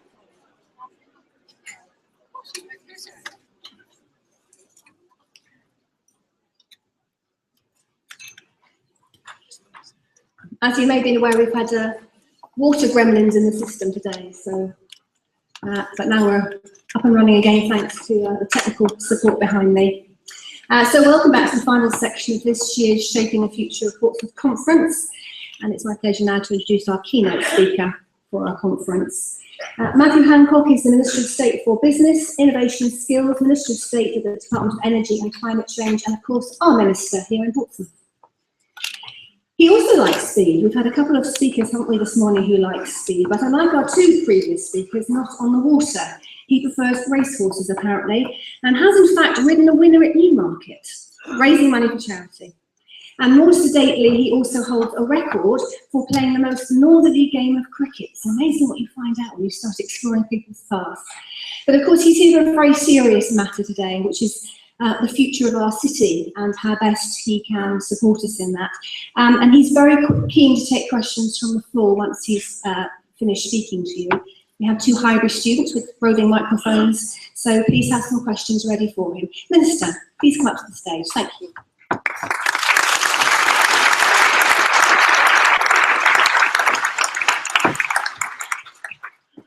Thank you very much, and I apologise, first up, for interrupting the buzz of what is a incredibly lively and vibrant conference, and it's testament to this being Global Entrepreneurship Week and this being the launch of Global Entrepreneurship Week here in Portsmouth.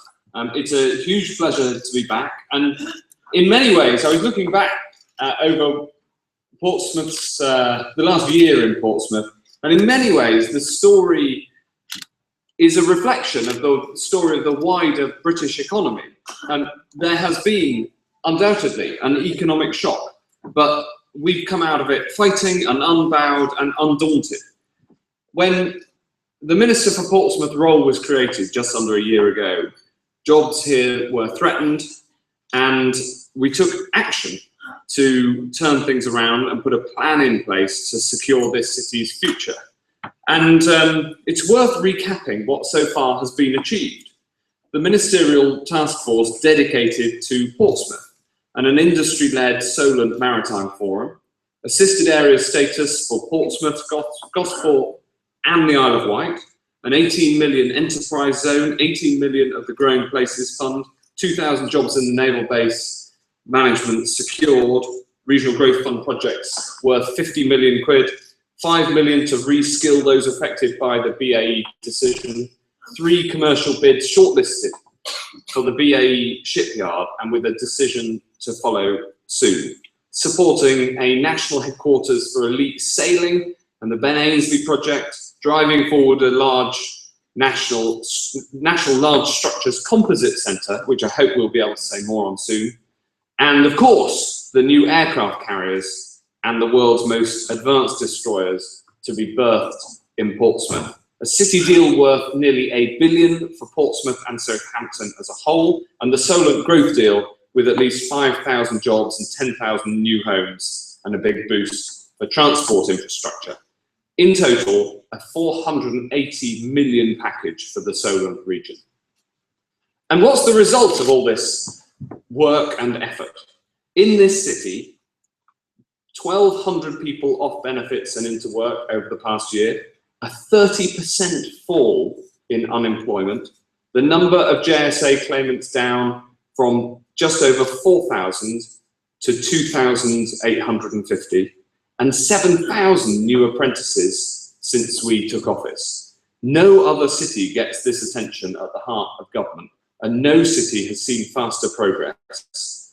And I think that no era has delivered more for Portsmouth. But today I want to talk about the vision for the future and 3 elements in particular to safeguard this success: enterprise, skills, and physical space. First, enterprise, what so many of you are here for today.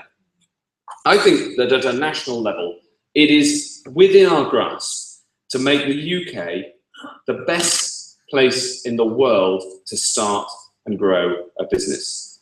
Over 2 million businesses have set up in Britain since May 2010.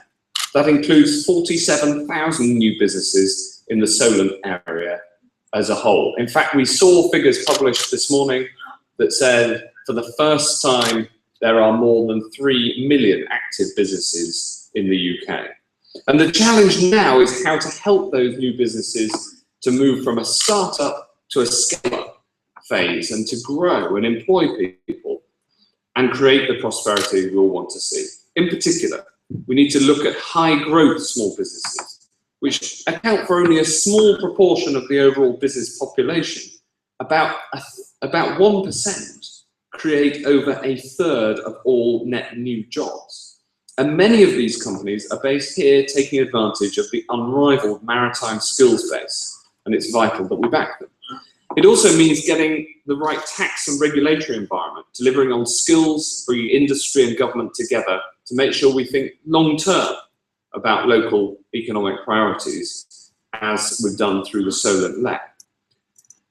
But we also need to build a pipeline of entrepreneurial talent, and it is fantastic to see so many colleges, people from different colleges in the area here today at an entrepreneurship conference, because the marrying of education and enterprise is such an important task. Today marks the first day of Global Entrepreneurship Week. The idea is that it is a week in which we can inspire people in the 150 countries which take part to explore their potential as entrepreneurs. Last year in the UK, 350,000 people got involved, and the UK was deemed the country of the year in 2013, and long may it continue. So the first thing is enterprise and getting enterprise right. The second thing is skills. For a city built on maritime engineering, it's crucial that we have the right workforce. Last week, I announced that Highbury College, who are here today, will form part of the first national college in onshore oil and gas exploration, the so-called Shale College. These centres of excellence will train a generation of onshore oil and gas specialists, helping seize an economic opportunity that we can't afford to miss. And membership of this National Shale College will ensure that Highbury is brilliantly placed to deliver that expertise and set thousands of local young people for a career in this exciting new sector. And the interesting thing is that when I announced this last week, even by the end of the morning on which it had been announced, people had already been in contact with the National College to ask for about more details of the opportunities that are available. And so on top of entrepreneurship and skills, we've got to make sure that we get place right. As the Minister for Portsmouth, I'm committed to ensuring that this city has the space and the infrastructure that we need to remain a centre for advanced manufacturing. Recently, the £7.5 million announced to support Sir Ben Ainsley's proposal was about making sure that that is put in the right place. And we've negotiated a growth deal with the Solent LEC that'll see 125 million invested locally. And today I can announce another major milestone in the delivery of the city deal. So this deal provides more than 950 million of public and private investment and contracts. And today, contracts are being exchanged between Portsmouth City Council and the Ministry of Defence for the transfer of Horsey Island and the Titner firing range. Unlocking this site creates space for 2,370 new homes and 58,000 square metres of employment space for the growing marine and advanced manufacturing sectors of the Solent. We expect that it will create 3,700 permanent jobs. And the future of Portsmouth is as important to me as it is to everybody in this room. We know what we need to get there. Entrepreneurs ready to create jobs, people with the skills to get them, and the space for those people to live and work. So, Portsmouth is on the rise. The city's docks and shipyards have safeguarded Britain for centuries. And now, through these measures that we're taking, through the work that we're doing together, I'm determined to ensure that they help secure our city's economic future. Thank you.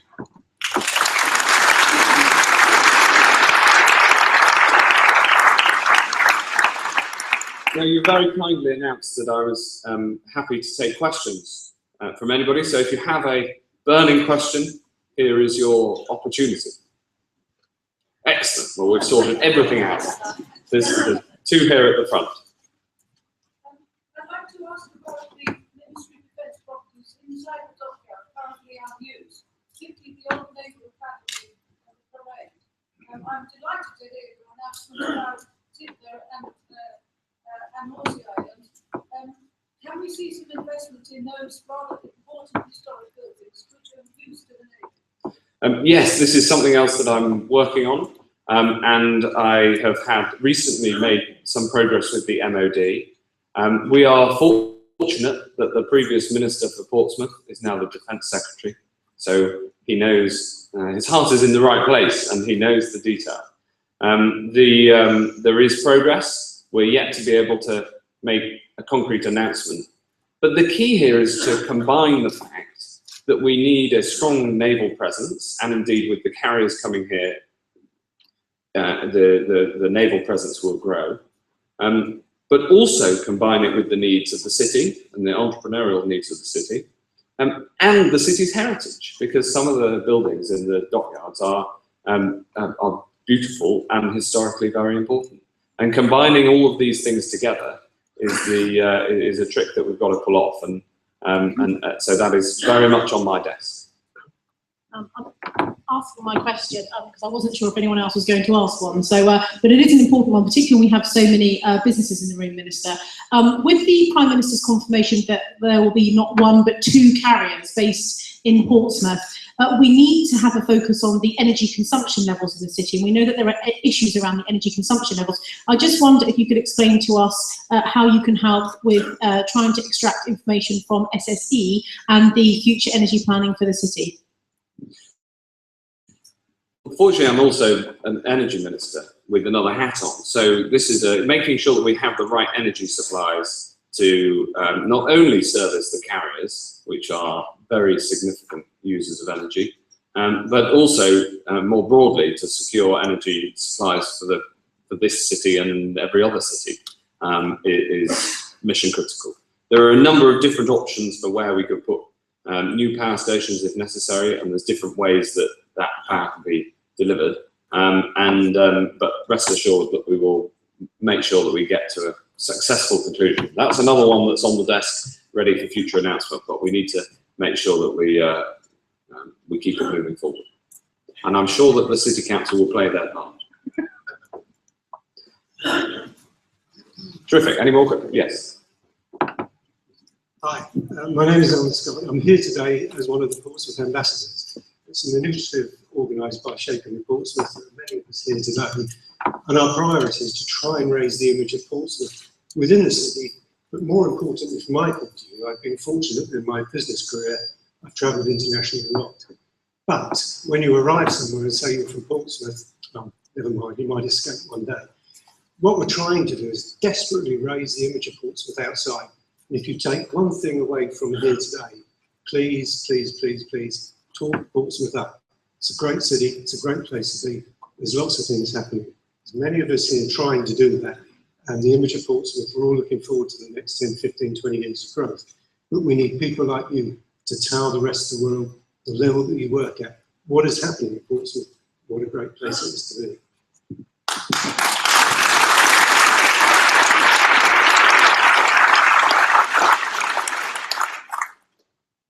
Well, you'll be glad to know I agree with you. I think that Portsmouth has got a bright future, and the way that the city has responded to the original news from BAE a year ago, I think has been terrific. The fact that since then, since that decision, unemployment has fallen so sharply by almost a third. and that there is an entrepreneurial buzz, but we've got to unlock it, and we've got to make sure that the facilities are available, and that the 25% of the island is owned by the MOD. We've got to make sure that they act as a good landlord where they are a landlord, and that they move out of spaces they no longer see, so that they can be freed up. But when I'm outside the city, believe you me, I talk it up, because it gets into your blood, and there is a great vibe, and I think that so long as we keep driving down this path, then there is a great future. Well, that was a good opportunity on which to close. Thank you very much. I wish you all the best for an excellent conference today, and in the future too. Thank you.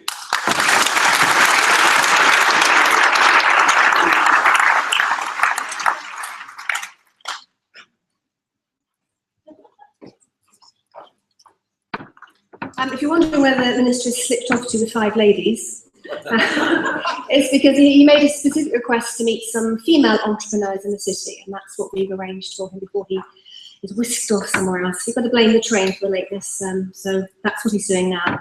Now, time for our penultimate speaker at today's conference. Many of you are aware, of course, if you weren't before, you certainly are today, that we face here in the city challenges with ensuring young people have the right skills to take the jobs that the marine sector offers. It's our big growth sector. We need to work on our success stories.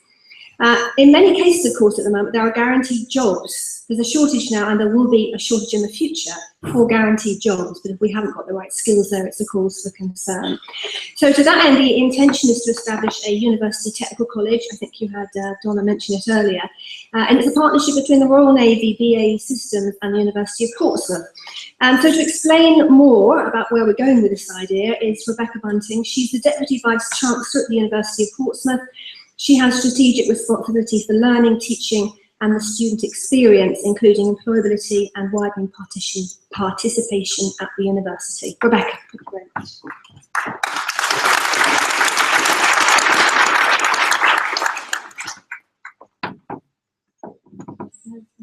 Yes, here we go.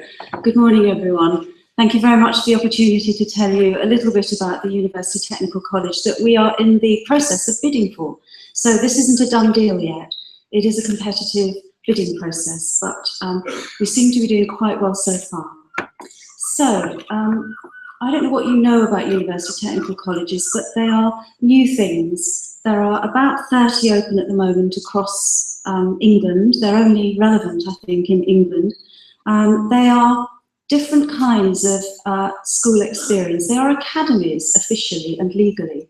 So you will be familiar with the concept of an academy. They are for 14 to 19, so they require young people to transfer at 14, which of course is one of the first challenges. They're quite small because they are very focused on particular kinds of specialisms in the STEM area, particularly engineering areas. So they are partnerships between a university, education providers, employers and businesses, and we've got some terrific partners around the table with this bid. The idea is that the curriculum is different. Parts of the national curriculum have to be delivered, but there are ways in which time is made available for emphasis on particular specialisms. In the case of this UTC bid, we're looking at advanced manufacturing, which aligns very well with what the Minister has just been saying, and mechanical and electrical engineering. So the pupils at these schools are treated rather differently. They have actually a rather fantastic experience because all the partners are contributing something. Not money as such, although that wouldn't be turned down were it to be offered, but time, the expertise of the staff that work in the partners, and all sorts of enrichment opportunities aligned with the nature of the school. So the idea is about developing the technical skills necessary for the UK to prosper really in the 21st century. So they're meeting very particular local skills gaps. They can lead into university education, they can lead into direct work, into apprenticeships. So there are different routes through them, and they're not limiting any young person going into the college. So, have I said everything there?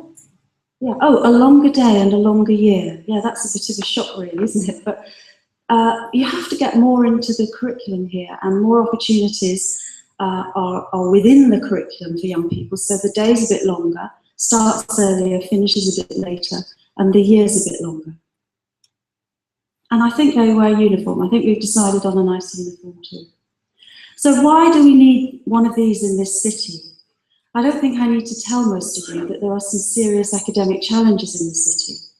Look at some of these figures, the number of young people who are not in education, employment or training, the number of young people who don't progress through the education system in the city, and a really strong growth agenda, as you just heard, for engineering and advanced manufacturing, with employers having significant challenges in finding staff. Our bid is full of really good examples, really good, really bad examples of how difficult it is for employers, the major employers in the city, including the Royal Navy, of course, with their growth agenda, to employ people with the right kinds of skills, having to go overseas, having to pay very high salaries to get the right people when those salaries are really not commensurate with the level of the job. And of course, there is the requirement to replace an ageing workforce. And perhaps most significantly, employers' comments to us about the work readiness of young people. You know, we talk about being able to kind of fit into work, but that's not something that just happens. So the UTC trains young people in the work ethic, in the work readiness. In part, that's the longer day is part of that. But it is about a mindset and an approach. So the readiness, the kind of ability to start working immediately, to have leadership skills, to have team building experience, to be able to work collaboratively, to be able to work autonomously. These are the kinds of soft skills that the University Technical College will be developing. So the partners have a vision, and here is the vision. It's a bit wordy, but it captures what we're trying to do, which is for the university, key local employers and the City Council to create a state-of-the-art University Technical College, providing young people from Portsmouth and the surrounding areas. So the catchment area is a very wide area. It isn't just the city itself, with the high-quality, innovative technical education that will equip them with the necessary skills and qualifications to enter the kinds of work that I've been talking about, particularly with these two specialisms, which they will spend 40% of their time on in engineering and advanced manufacturing. So the idea is that we're a solution in the city, for the city, and by people in the city. So we have legally some founding members, the university, the City Council, and Admiral Lord Nelson School, which is now becoming part of the Salterns Trust as it starts to run its own academy status. And we have some really fantastic key partners. The Royal Navy has pulled out all the stops, let me tell you. When they decide something's going to happen, it happens. So we've been very well supported by the Royal Navy, who are not doing this just for themselves. There is absolutely a recognition that this is a sector need in and beyond the city, along the Solent region, not just something for the Royal Navy. But we're working very closely with BAE Systems as well, and they're part of the bid team who will be scrutinised next week when our bid is assessed. And as I've said, there are the two main specialisms. So what students do is, they do most of the national curriculum with a few exceptions, and then spend 40% of their time in the specialisms, but in very different ways of learning, very much a project-based approach to learning. And there are different routes through the school. So at GCSE level, they will be taking the vocational BTEC diploma in engineering, And then post-16, there are 4 routes, although they're very interlinked. They have to be efficient because the school only has 600 pupils and it doesn't get any more money than a normal school. So you've got to make the money go a long way. But there'll be an access to engineering route post-16, which is largely a retake year, as you might imagine, a fully vocational route, and vocational plus academic, and just academic. So that would be for students who want to go on to study one of these subjects or a related subject at university. So, we've put in the bid. We've been through the first interview panel on Friday of last week, which was quite nerve-wracking, but we did rather well, I thought, and got some very, very positive feedback. We have to go for the very final interview next week, and we've been told it will be a grilling, and then we hear in January whether we've been successful.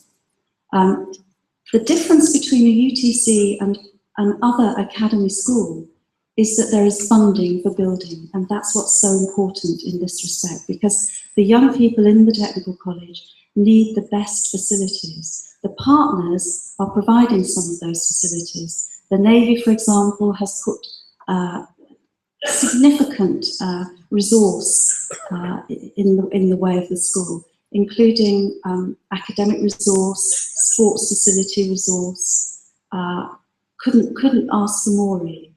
But things like mentors from the companies, opportunities for work experience and placements. So there'll be a very strong orientation to this in the college. The build will be in the city. I think it's common knowledge and gossip and everything and rumour around the city where it's going to be, but I'm not going to say it as if it's official. But it is a co-location with a school in the city. Separate, entirely separate, but co-located because there is the space on the site. So when we get the bid, she said, in January, we will send out more information and there will be celebrations, obviously. But as I said, we've still got to get through the final hurdle next week. So I think it's watch the space. We have a lot to do between January and September 16 with the expectation of the first intake. It wouldn't be a big bang intake, it would be the first stages of the intake as it would roll through after that. So, fingers crossed, and thank you very much for listening.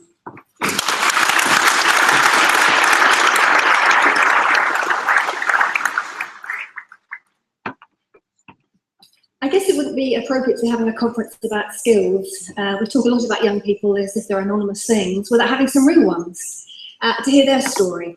And this will be our final speakers before our Shaping Awards, and I do hope you will stay to congratulate those who have been nominated by work streams to be recognised for the work they do with skills in their organisations.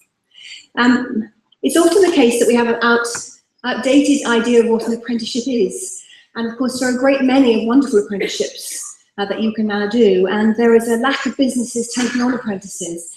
So here to tell you their story are 3 people who just are in the process of going through, or who are finished, and one of them has got a job, just to very briefly tell you their stories. So I'd like to welcome onto the stage Paris Bonwick from Highbury College, and Rachel Gibbons and Lucy Tuzik from the King's Theatre. If you'd like to come up and share your stories.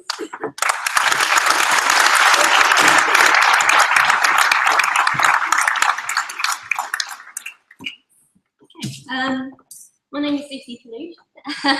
I'm currently working as the apprentice technician for the King's Theatre Portsmouth, and I've been in the position for just over 8 weeks, due to conclude September 2015.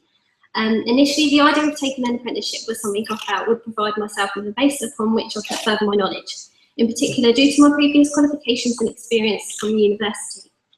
I've always had a positive approach towards working within the theatre industry, and it is something that I've always wanted to do. As a result, when I saw my role advertised, I felt it would be the perfect stepping stone to combine my knowledge from the university with physical hands-on work within the King's Theatre. During my time so far at the King's, I have experienced many different roles as the apprentice technical assistant.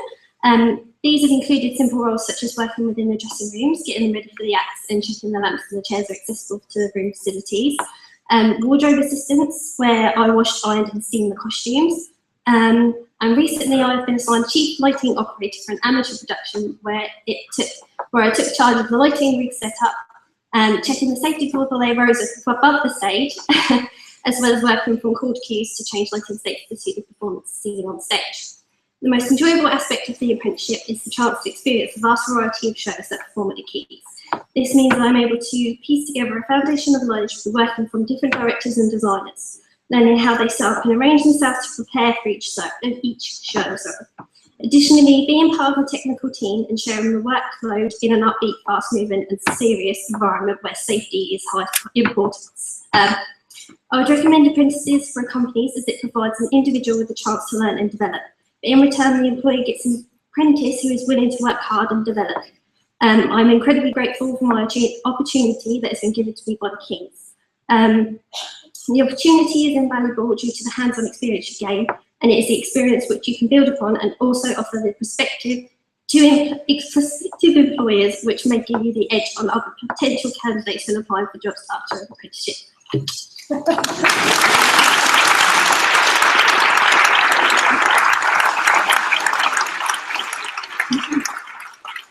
Hello, my name is Rachel Gibbons and I'm the Community Engagement Officer at King's Theatre. 3 years ago I started as the marketing assistant, and I've worked with many people who are currently sat in this room with my current position of the Community Engagement Officer. The role enables me to kind of work with those within the city to encourage people to come to the theatre, but without doing my apprenticeship I wouldn't be able to be in this position. Throughout my time at the Kings, I've had the many different opportunities to find myself through different departments. I've had hands-on experience with working with various people to enable those others within the city, so various schools and various other colleges to come along. But I myself have had the opportunity to coordinate various different events, manage various projects, and simply this weekend we were representing Portsmouth in Car for the Twenning Festival.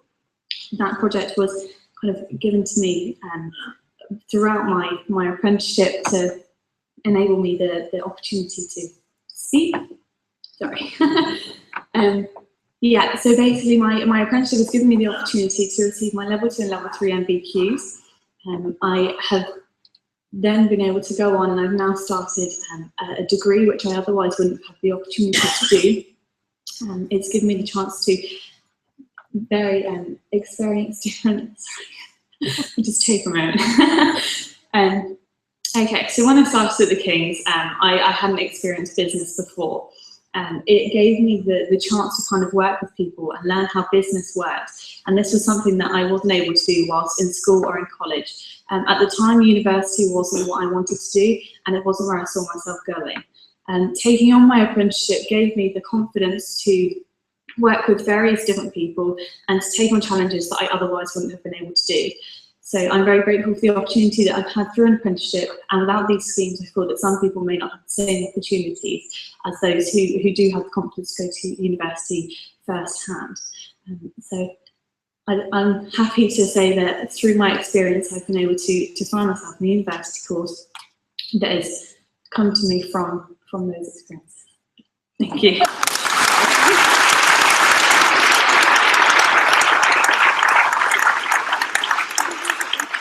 Hello, my name is Paris Fulmer, Company Apprentice Admissions Administrator at Highbury College. I came to Highbury about 2 years ago with barely any qualifications, no CV writing skills, no hope in the world, basically. I sat in my first interview and I was absolutely scared because not knowing anything about the role itself. Throughout the 2 years that I've learned so much, I've become more brave to speak in public like today, something I would never thought of before I even started. What I do basically, I recruit apprentices into companies like yourself. So far we have 499 employers and over 800 apprentices currently employed, which is a great thing around Portsmouth and the Hampshire regions as well. I think apprenticeships are great and they need to be taken on more. I think we need to work more with each other, as in colleges and businesses, to promote apprenticeships to the wider area and to promote apprenticeships going into work and staying in work. I finished my apprenticeship at the end of this week, and I'm glad to say I'm taken on by Highbury College next week as a full-time member of staff, and I hope to grow in that role and promote apprenticeships throughout the region and nationally as well. Thank you.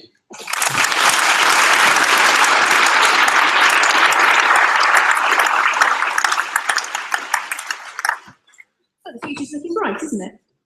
And it's, you know, no mean feat if you've never spoken before to stand up and speak to 350 grown-ups in suits. I know the ladies don't have suits on, but you get my gist. It's time to celebrate now. I think one of the problems I often have with living in Portsmouth is that we don't actually celebrate enough. It's easy to point out the things that aren't working, we can all do that, but actually there are a great many wonderful success stories in the city, a great many individuals and businesses doing great things, and sometimes we need to pull away from that gravitational negativity to the positive. So for the second year running, we have awards. Each year we give the awards a theme, and this year's theme is skills, and we ask each of our work streams to select winners. So of our 7 work streams, they have picked a large and small business in the category of skills. And what we asked them to look at was organisations that either develop the skills of others or developed skills within their own organisation to help them thrive. So it's my pleasure to welcome onto the stage the Right Worshipful, the Lord Mayor of Portsmouth, Councillor Stephen Wiley, who's going to be presenting the awards to us. Please come up, Lord Mayor. I recognise that chain.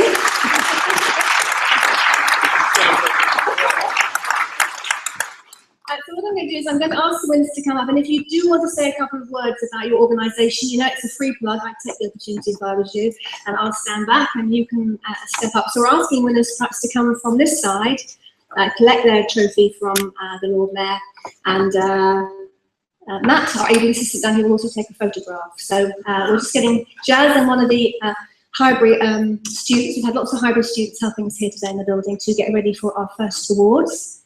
Great. They're not award winners, they're giving them out. Okay, so let's start with the Business Enterprise Awards for this year. And the 2 awards, the Small Business Award, first of all, goes to Janet Mars Photography. So Janet, if you're here, you'd like to come and get your award.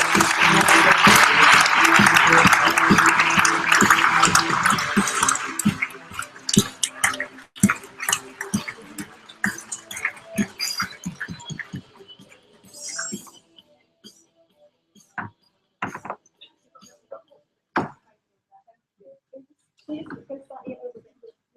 got shaking across your face. That's it, that's lovely. Lovely, thank you. Judge, do you want to say a few words? Go on.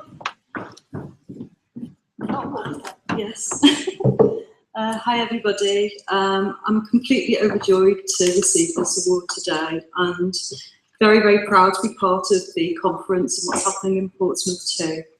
I'd just like to say quite a lot of thank yous actually to the schools who I've worked with over the last few years doing my projects, and the families too of the children in those schools, all the staff, and for the Portsmouth News and various other organisations for promoting all the projects I've been involved in. Special thanks to Portsmouth City Council and the Arts and Museum Services for the advice that they've given and the support for the Camera Obscura project that we did this year.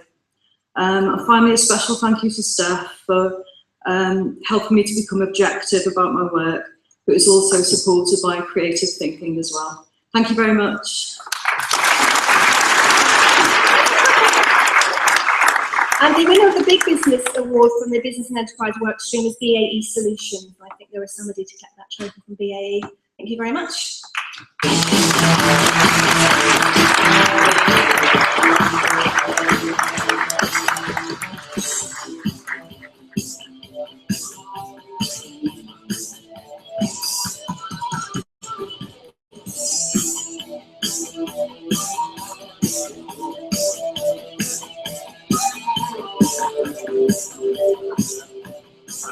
BEA solution, not BA solution.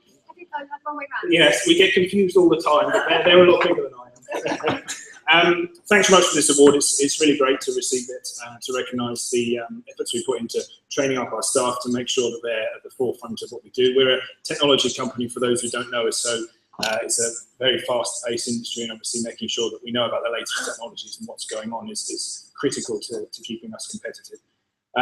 So thanks very much for recognising this. I'd just like to give a thanks to Steph, who's been our mentor for the last couple of years, and it's really helped with our growth. And thanks so much for inviting us to the conference and for the award. Thanks.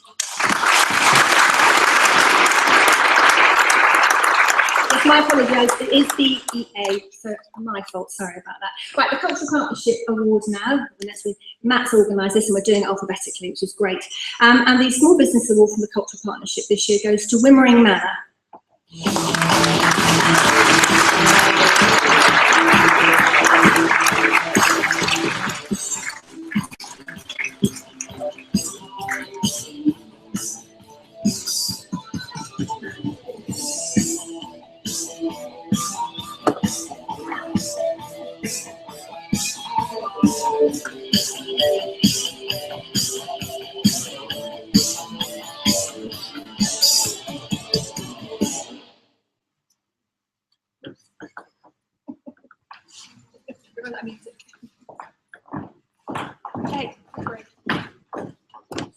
I'll be very brief. Thank you very much. I'm Rob Wood. I'm the chair, newly elected, and Celia here is one of the trustees. I just want to thank everybody here. We've helped the Highbury students and also the university students to learn their skills. And as I say to the young children, when they come up to say, how old's Wimmering Manor? I say, this stood on this hill and was already old when somebody like Captain Jack Sparrow pulled into the port. And in the future, Jonathan, I'd like to say, you know, in the future generations, when they ask me that question, I'll probably say this was old when somebody like Captain Ben Ainsley won the America's Cup. We'll see how it goes. But Celia, you want to say a few words. Thank you very much. Thank you. We're very honoured to receive this award. We took on the oldest house in Portsmouth with the timber frame of 1582, and we've got a challenge. We've got to raise about £3 million to restore the timber frame, and also to work out how we can give back to the community the opportunity for a social space for them and other ways in which they want to use it, and also to develop the manor as a corporate venue, because it's clear it's so beautiful inside. It's a wonderful place for events. So if any of you have a fundraising event where you could use a room for about 60 people, we have a beautifully restored music room to do it in. Please get in touch. Thank you.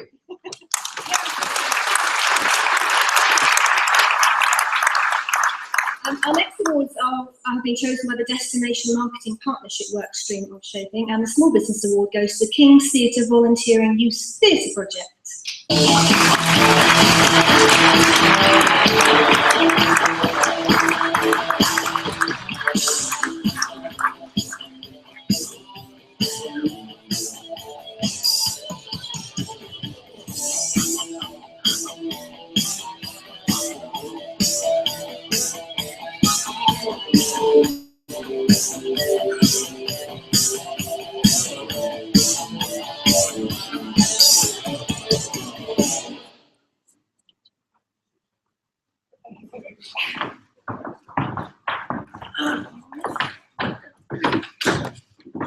Well, thank you very much for the opportunity and this award. I'd just like to say how proud we are of all the young people that we've worked with, all the achievements they've done. Joe here launched our youth theatre 4 years ago? 4 and a bit years ago. We've now got 72 students. We're totally full. We're looking to launch our intermediate group, taking us up to 102 students. They've had the opportunity through our links with Verona. They had a workshop in Verona with another youth theatre. As Rachel just said, and she was very modest, but in terms of Caen, the youth theatre were able to perform with Victoryland, and we had also Arta, Soul Traders, Manic Productions, and the Caen Liaison Committee. So a very disparate group where we had to organise, I'm taking credit for what Rachel did and her assistants, accommodation, travel, entertainment over the 3 days and the actual performance. These activities are all managed by our apprentices' work placements. They're a vital part of who and what we are of everyone. We've had over 60 structured work placements through the university over the last 2 years. We couldn't actually do what we do without them. We've got 8 apprentices, 2 shared with organisations, the Cultural Partnership and the Portsmouth festivities. Excellent opportunities in terms of career. I mean, I learnt last week that the person who coordinated our twinning with the Verona Theatres has just been offered a job there. So as a result of her activities with our partnership, she's actually got a job in Italy. How cool is that? Anyway, thank you very much.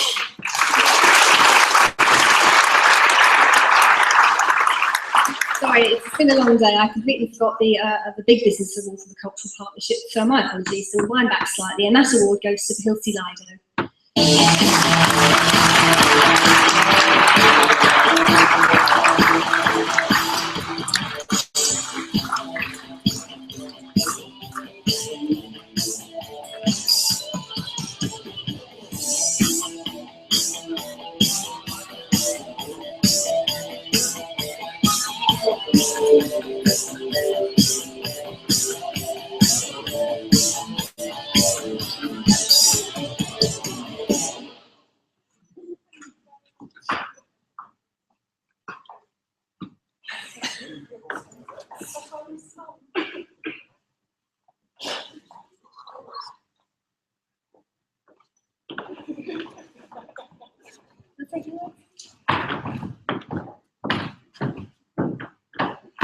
Hello there. We just want to say thank you very much. We're absolutely stunned. Hilsey Lido, in case you don't know, is a lot more than just an open-air swimming pool. We're a social enterprise, and we can deliver huge amounts of training, education and support. And jobs. And jobs, yes, of course. So we look forward to the coming year when it's our 80th anniversary, and we hope other companies will support us. We've just had SSE and Carillion did huge amounts this year, so we look forward to next year and what we can achieve together. Thank you. And we have, sorry, if I can just add, we have a tremendous team of volunteers. We're all volunteers. The work has been incredibly difficult, incredibly challenging, but absolutely fantastic. It's a brilliant project. There's loads more to do. There's loads that all of you people could get involved in at Hilsey Lido in all sorts of different ways. So please come and visit us and come and see how you get involved.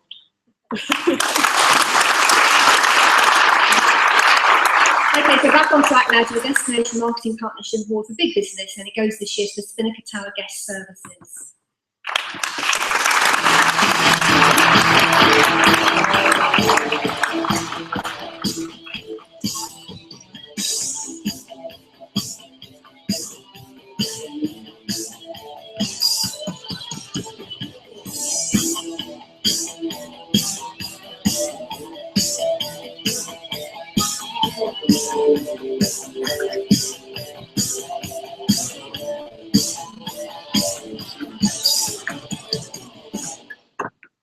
Just like to say thank you very much as well. We're extremely proud to receive this, especially as our 10th year of operating the tower and working with the partners in the city.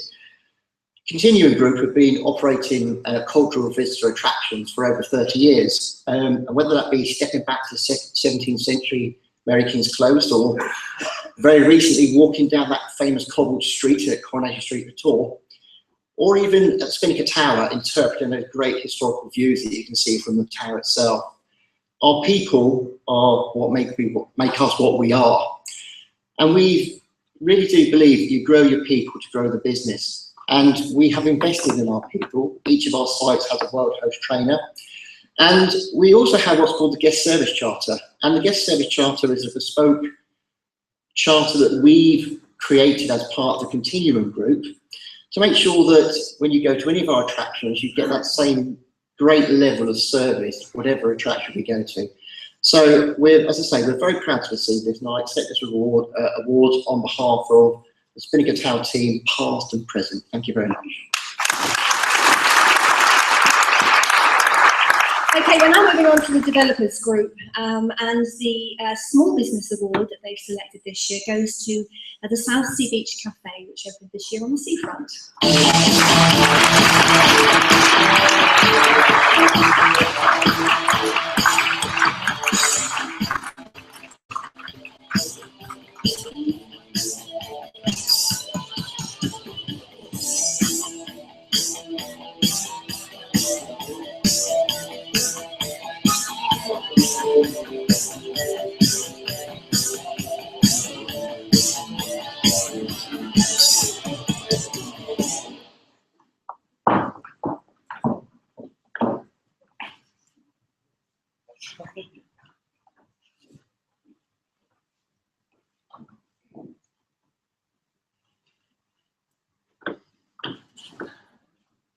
Hi, we're very flattered to have been selected for this award. We weren't expecting it. We're very pleased to be here. We feel like we've created something on the beach there which makes the most of Portsmouth and Southsea, with the beautiful surroundings that we're in, the local staff, the local produce, the local suppliers. Everything in the South Beach Cafe is freshly cooked, freshly prepared. And it's amazing what you can find when you look locally. What I would like to say is we're picking up this award on behalf of our business partners who can't be here today as well. Just like to say a big thank you to all the people that have supported us, including the local authorities and the local community, because it's been very well supported from when we started all the way through. So thank you very much.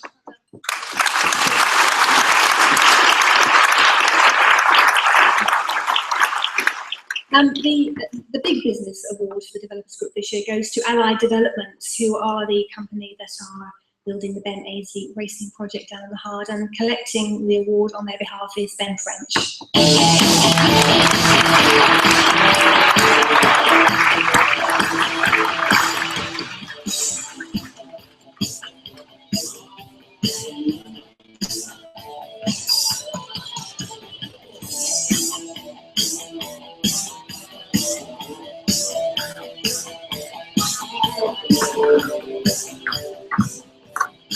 Okay, we're now moving on to the education work stream, and we've heard today what important work needs to be done in the city around education. And they have selected for the Small Business Award this year Steve Piper of SI Digital.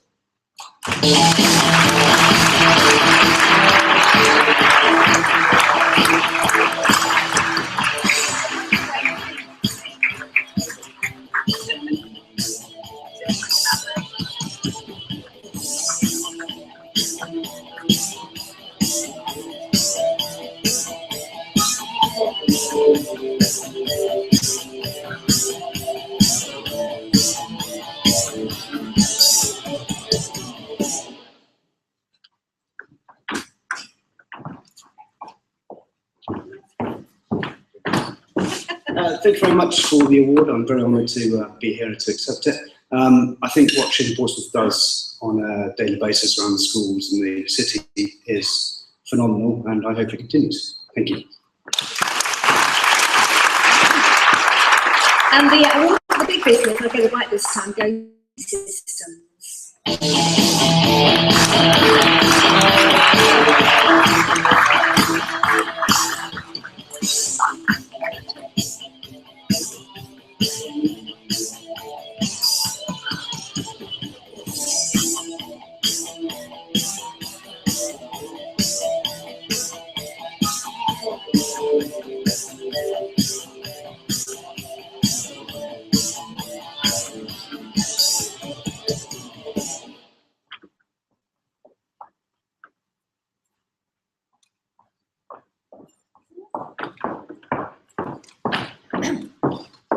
Well, good morning, everyone. I'm delighted to be able to accept this award on behalf of BA Systems Maritime Services, but more particularly on behalf of that 100 or 150 so of my colleagues who give up their time and their expertise on a daily basis to support the young people of Portsmouth and beyond.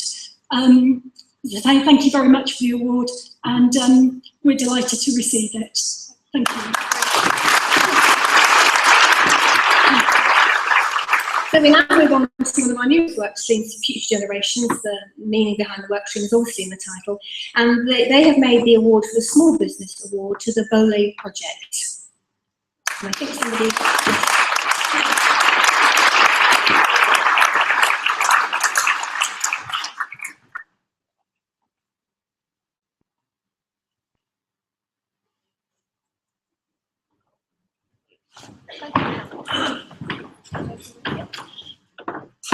Thank you, everybody. The Bole project is the restoration of historic ship, which is taking place in Eastney. So first of all, big thank you to Heritage Lottery, who funded it, and to all the support from Portsmouth City Council. The award is for the fact that even though we had 3 employees, plus some volunteers, we took on 4 apprentices. And they've all passed the level 2 apprenticeship. We got them on with some trepidation, but they turn out to be a real difference to our business and our project. So if anybody out there is thinking of taking on some apprentices, please do it. Thank you.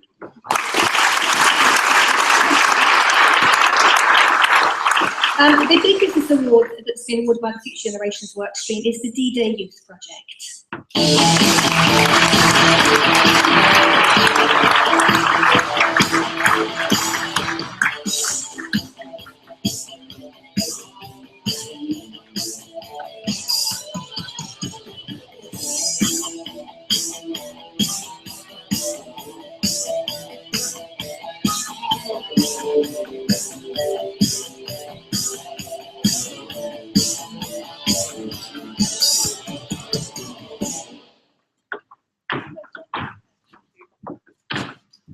We're sort of hoping that our apprentice would be here to receive this on behalf of the D-Day Plus Youth project.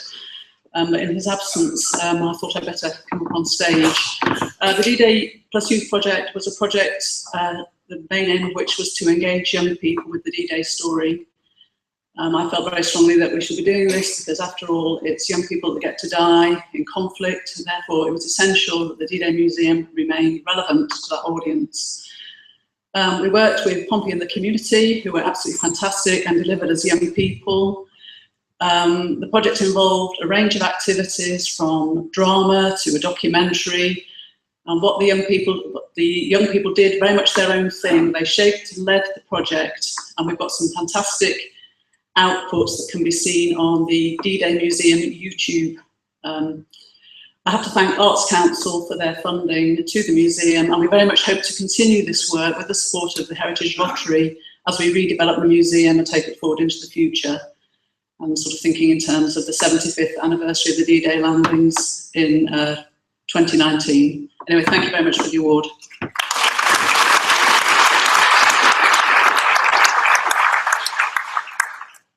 Right, 2 more awards, 2 more categories left to go, and we're following now with the Skills work stream, and the Small Business Award has been made to the White Swan Brewhouse and Kitchen.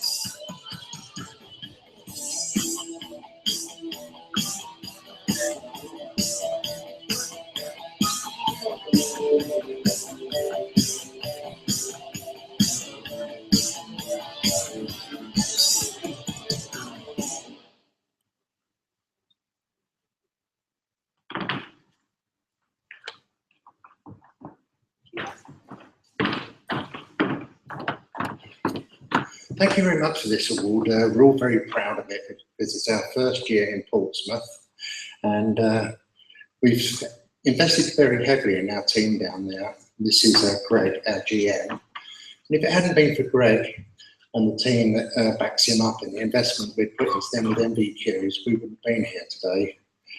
So I'd like to thank you.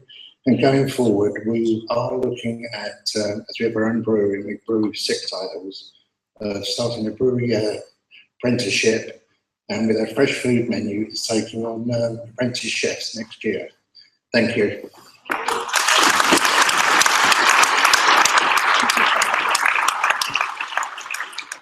And the Big Business Award from the Skills Group has been given to Parkwood Community, who ran that Latin Centre amongst other things.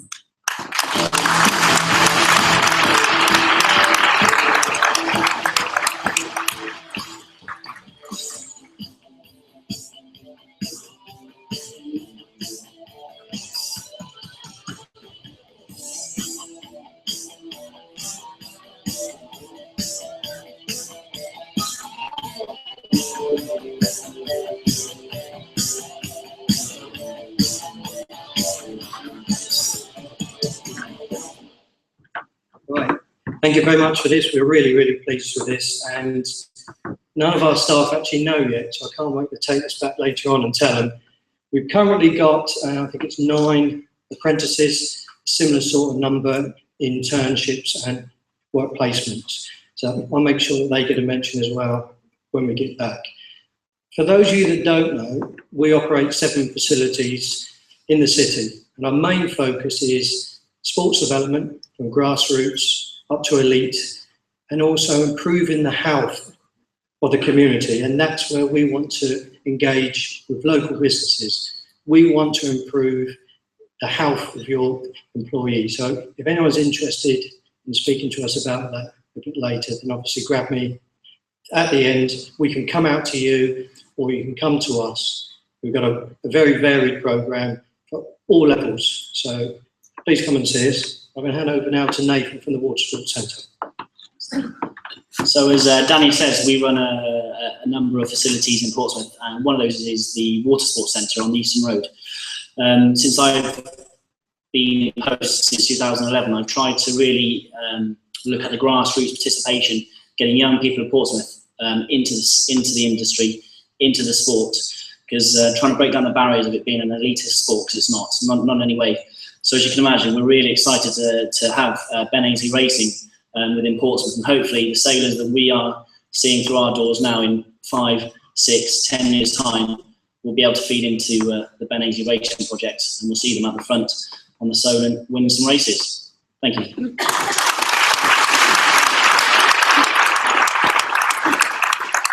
So time for our final award before we have a quick word from the Lord Mayor, and then one of our workstream chairs, Steph, B&E workstream, closes today's conference. So this is the Social Enterprise Award, and the Small Business Award goes to the newly established Canvas Coffee Shop.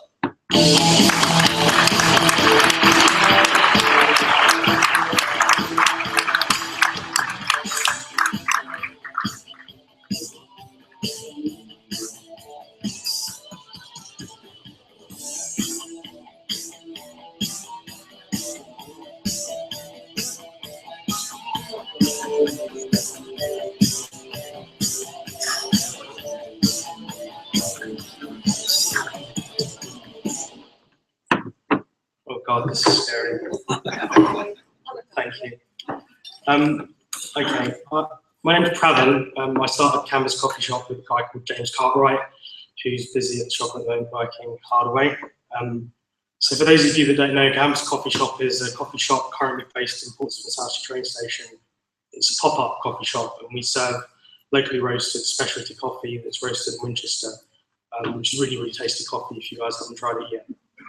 One of the things people don't generally know is we're a social enterprise as well, and what that means to us is we try and use great business to help people. And the way we do that is by having basic barista courses where we train people up with basic barista skills so they can develop skills and confidence when we go back to work. We also offer work experience, and profits that we make from our social enterprise go into projects that we feel really passionate about. The other thing that people generally don't know is that we're also a pop-up. And the reason we started was because there was an empty unit in the train station, and we went to South West Trains and said, you should give us this empty unit so we could start this enterprise. And they've given it to us on a one-day rolling contract. And this project all started about a year ago, last Christmas, when we stood on the high street to try and raise awareness about what we were doing and gave away 500 cups of coffee outside Palmerston Road. And then we later gave away the rest of the coffee underneath the King's Theatre. And this all started just by taking some action and getting on with it. And I'm really grateful for the support that we've got so far. I'm really pleased to say that since we started in March, things have just got better and better and better. We've got busier, the team's grown. So initially it started with me and James, and we've now just grown to 5 people. And we're open 6 days a week now. And the other business that was in the train station has decided to leave, so it's just us there serving amazing coffee now. So I just want to say that I'm really grateful for the support that we've got. If you guys haven't been to see us, I'd really encourage you to come over. Like I said, the shop is a pop-up, so eventually we're going to leave. And we're there on a one-day rolling contract, which kind of keeps us on our toes. So we're constantly looking for new opportunities. But if the next year is anything like the last year, we're going to be here for a long time. So thank you for the support.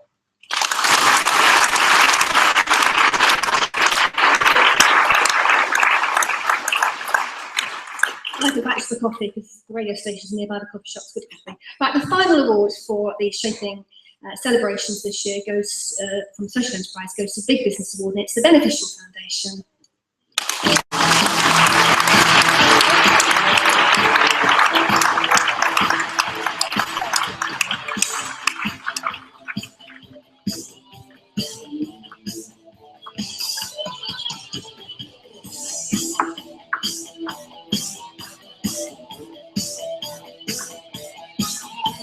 Thank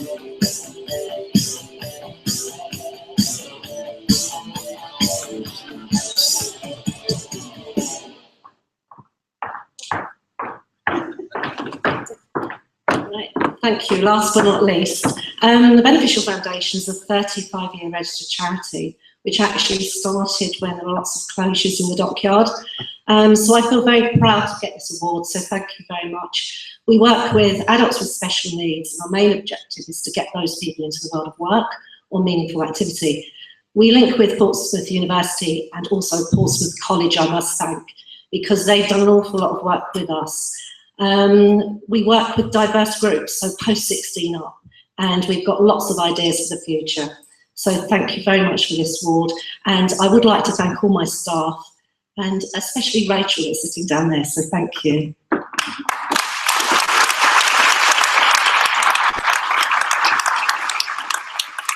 So in just a moment, I'll be inviting closure of our conference this year from Steph. But first, before that, the Lord Mayor would like to say a few words. Thank you. It's always difficult speaking at the end, but at least you get to do some of the thank yous. It's great to be here today, and just to see, in actual fact, the great thing about it is when I'm looking around the room of how many people I've been able to work with this year and how many people I've been able to support. So the future in Portsmouth is very bright, and I think just with the awards we can see that. So those who didn't win one this year, we just need to put ourselves up even more. But I would just like to congratulate all those winners and congratulate Cheryl and her team and the Shaping Awards and this conference here today. So without many people putting this on and the students from Highbury College here today helping out, I'd just like to say a big thank you from me, and whether you would join me in a round of applause.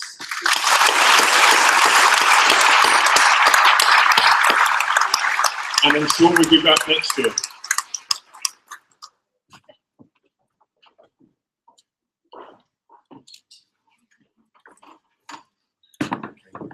So good afternoon, ladies and gentlemen. So I'm keeping you from leaving, so I'll be nice and short and sweet. We've got some thank yous to put together and to say. I know it's a time-honoured fashion. Before I do, I'd like to actually volunteer for one of those brewery apprentice jobs. Am I too late? But seriously, first of all, thank you to the Pyramids for hosting us today. I think they've done an outstanding job. They couldn't affect the weather, which caused one or two issues. Thank you to them. Thank you, of course, to all our patrons and associates who have supported us so well. Thanks to all of the companies who have displayed here. And I saw a number of people go through and inquire about the things they're offering. Thank you to the Southern Cooperative for supporting the awards. And also thank you to Southsea Greenhouse and Louise Whitmore from Love Southsea. An event like this takes a lot to put on, and the people at the heart of it and the shaping team, the university students, the Highbury students, and particularly Jazz and Matt.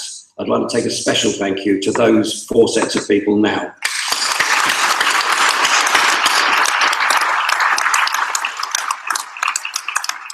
So 3 things and I'm finished. If we were giving out special awards on today, I think it would go to David Walker, who was the sound man who had to put up an awful lot. So thank you, David. And although she works 2 days a week on Shaping Portsmouth, I call her my boss. Cheryl Buggy has been instrumental in organising this whole event, and I think you'll agree with me, she's done an outstanding job.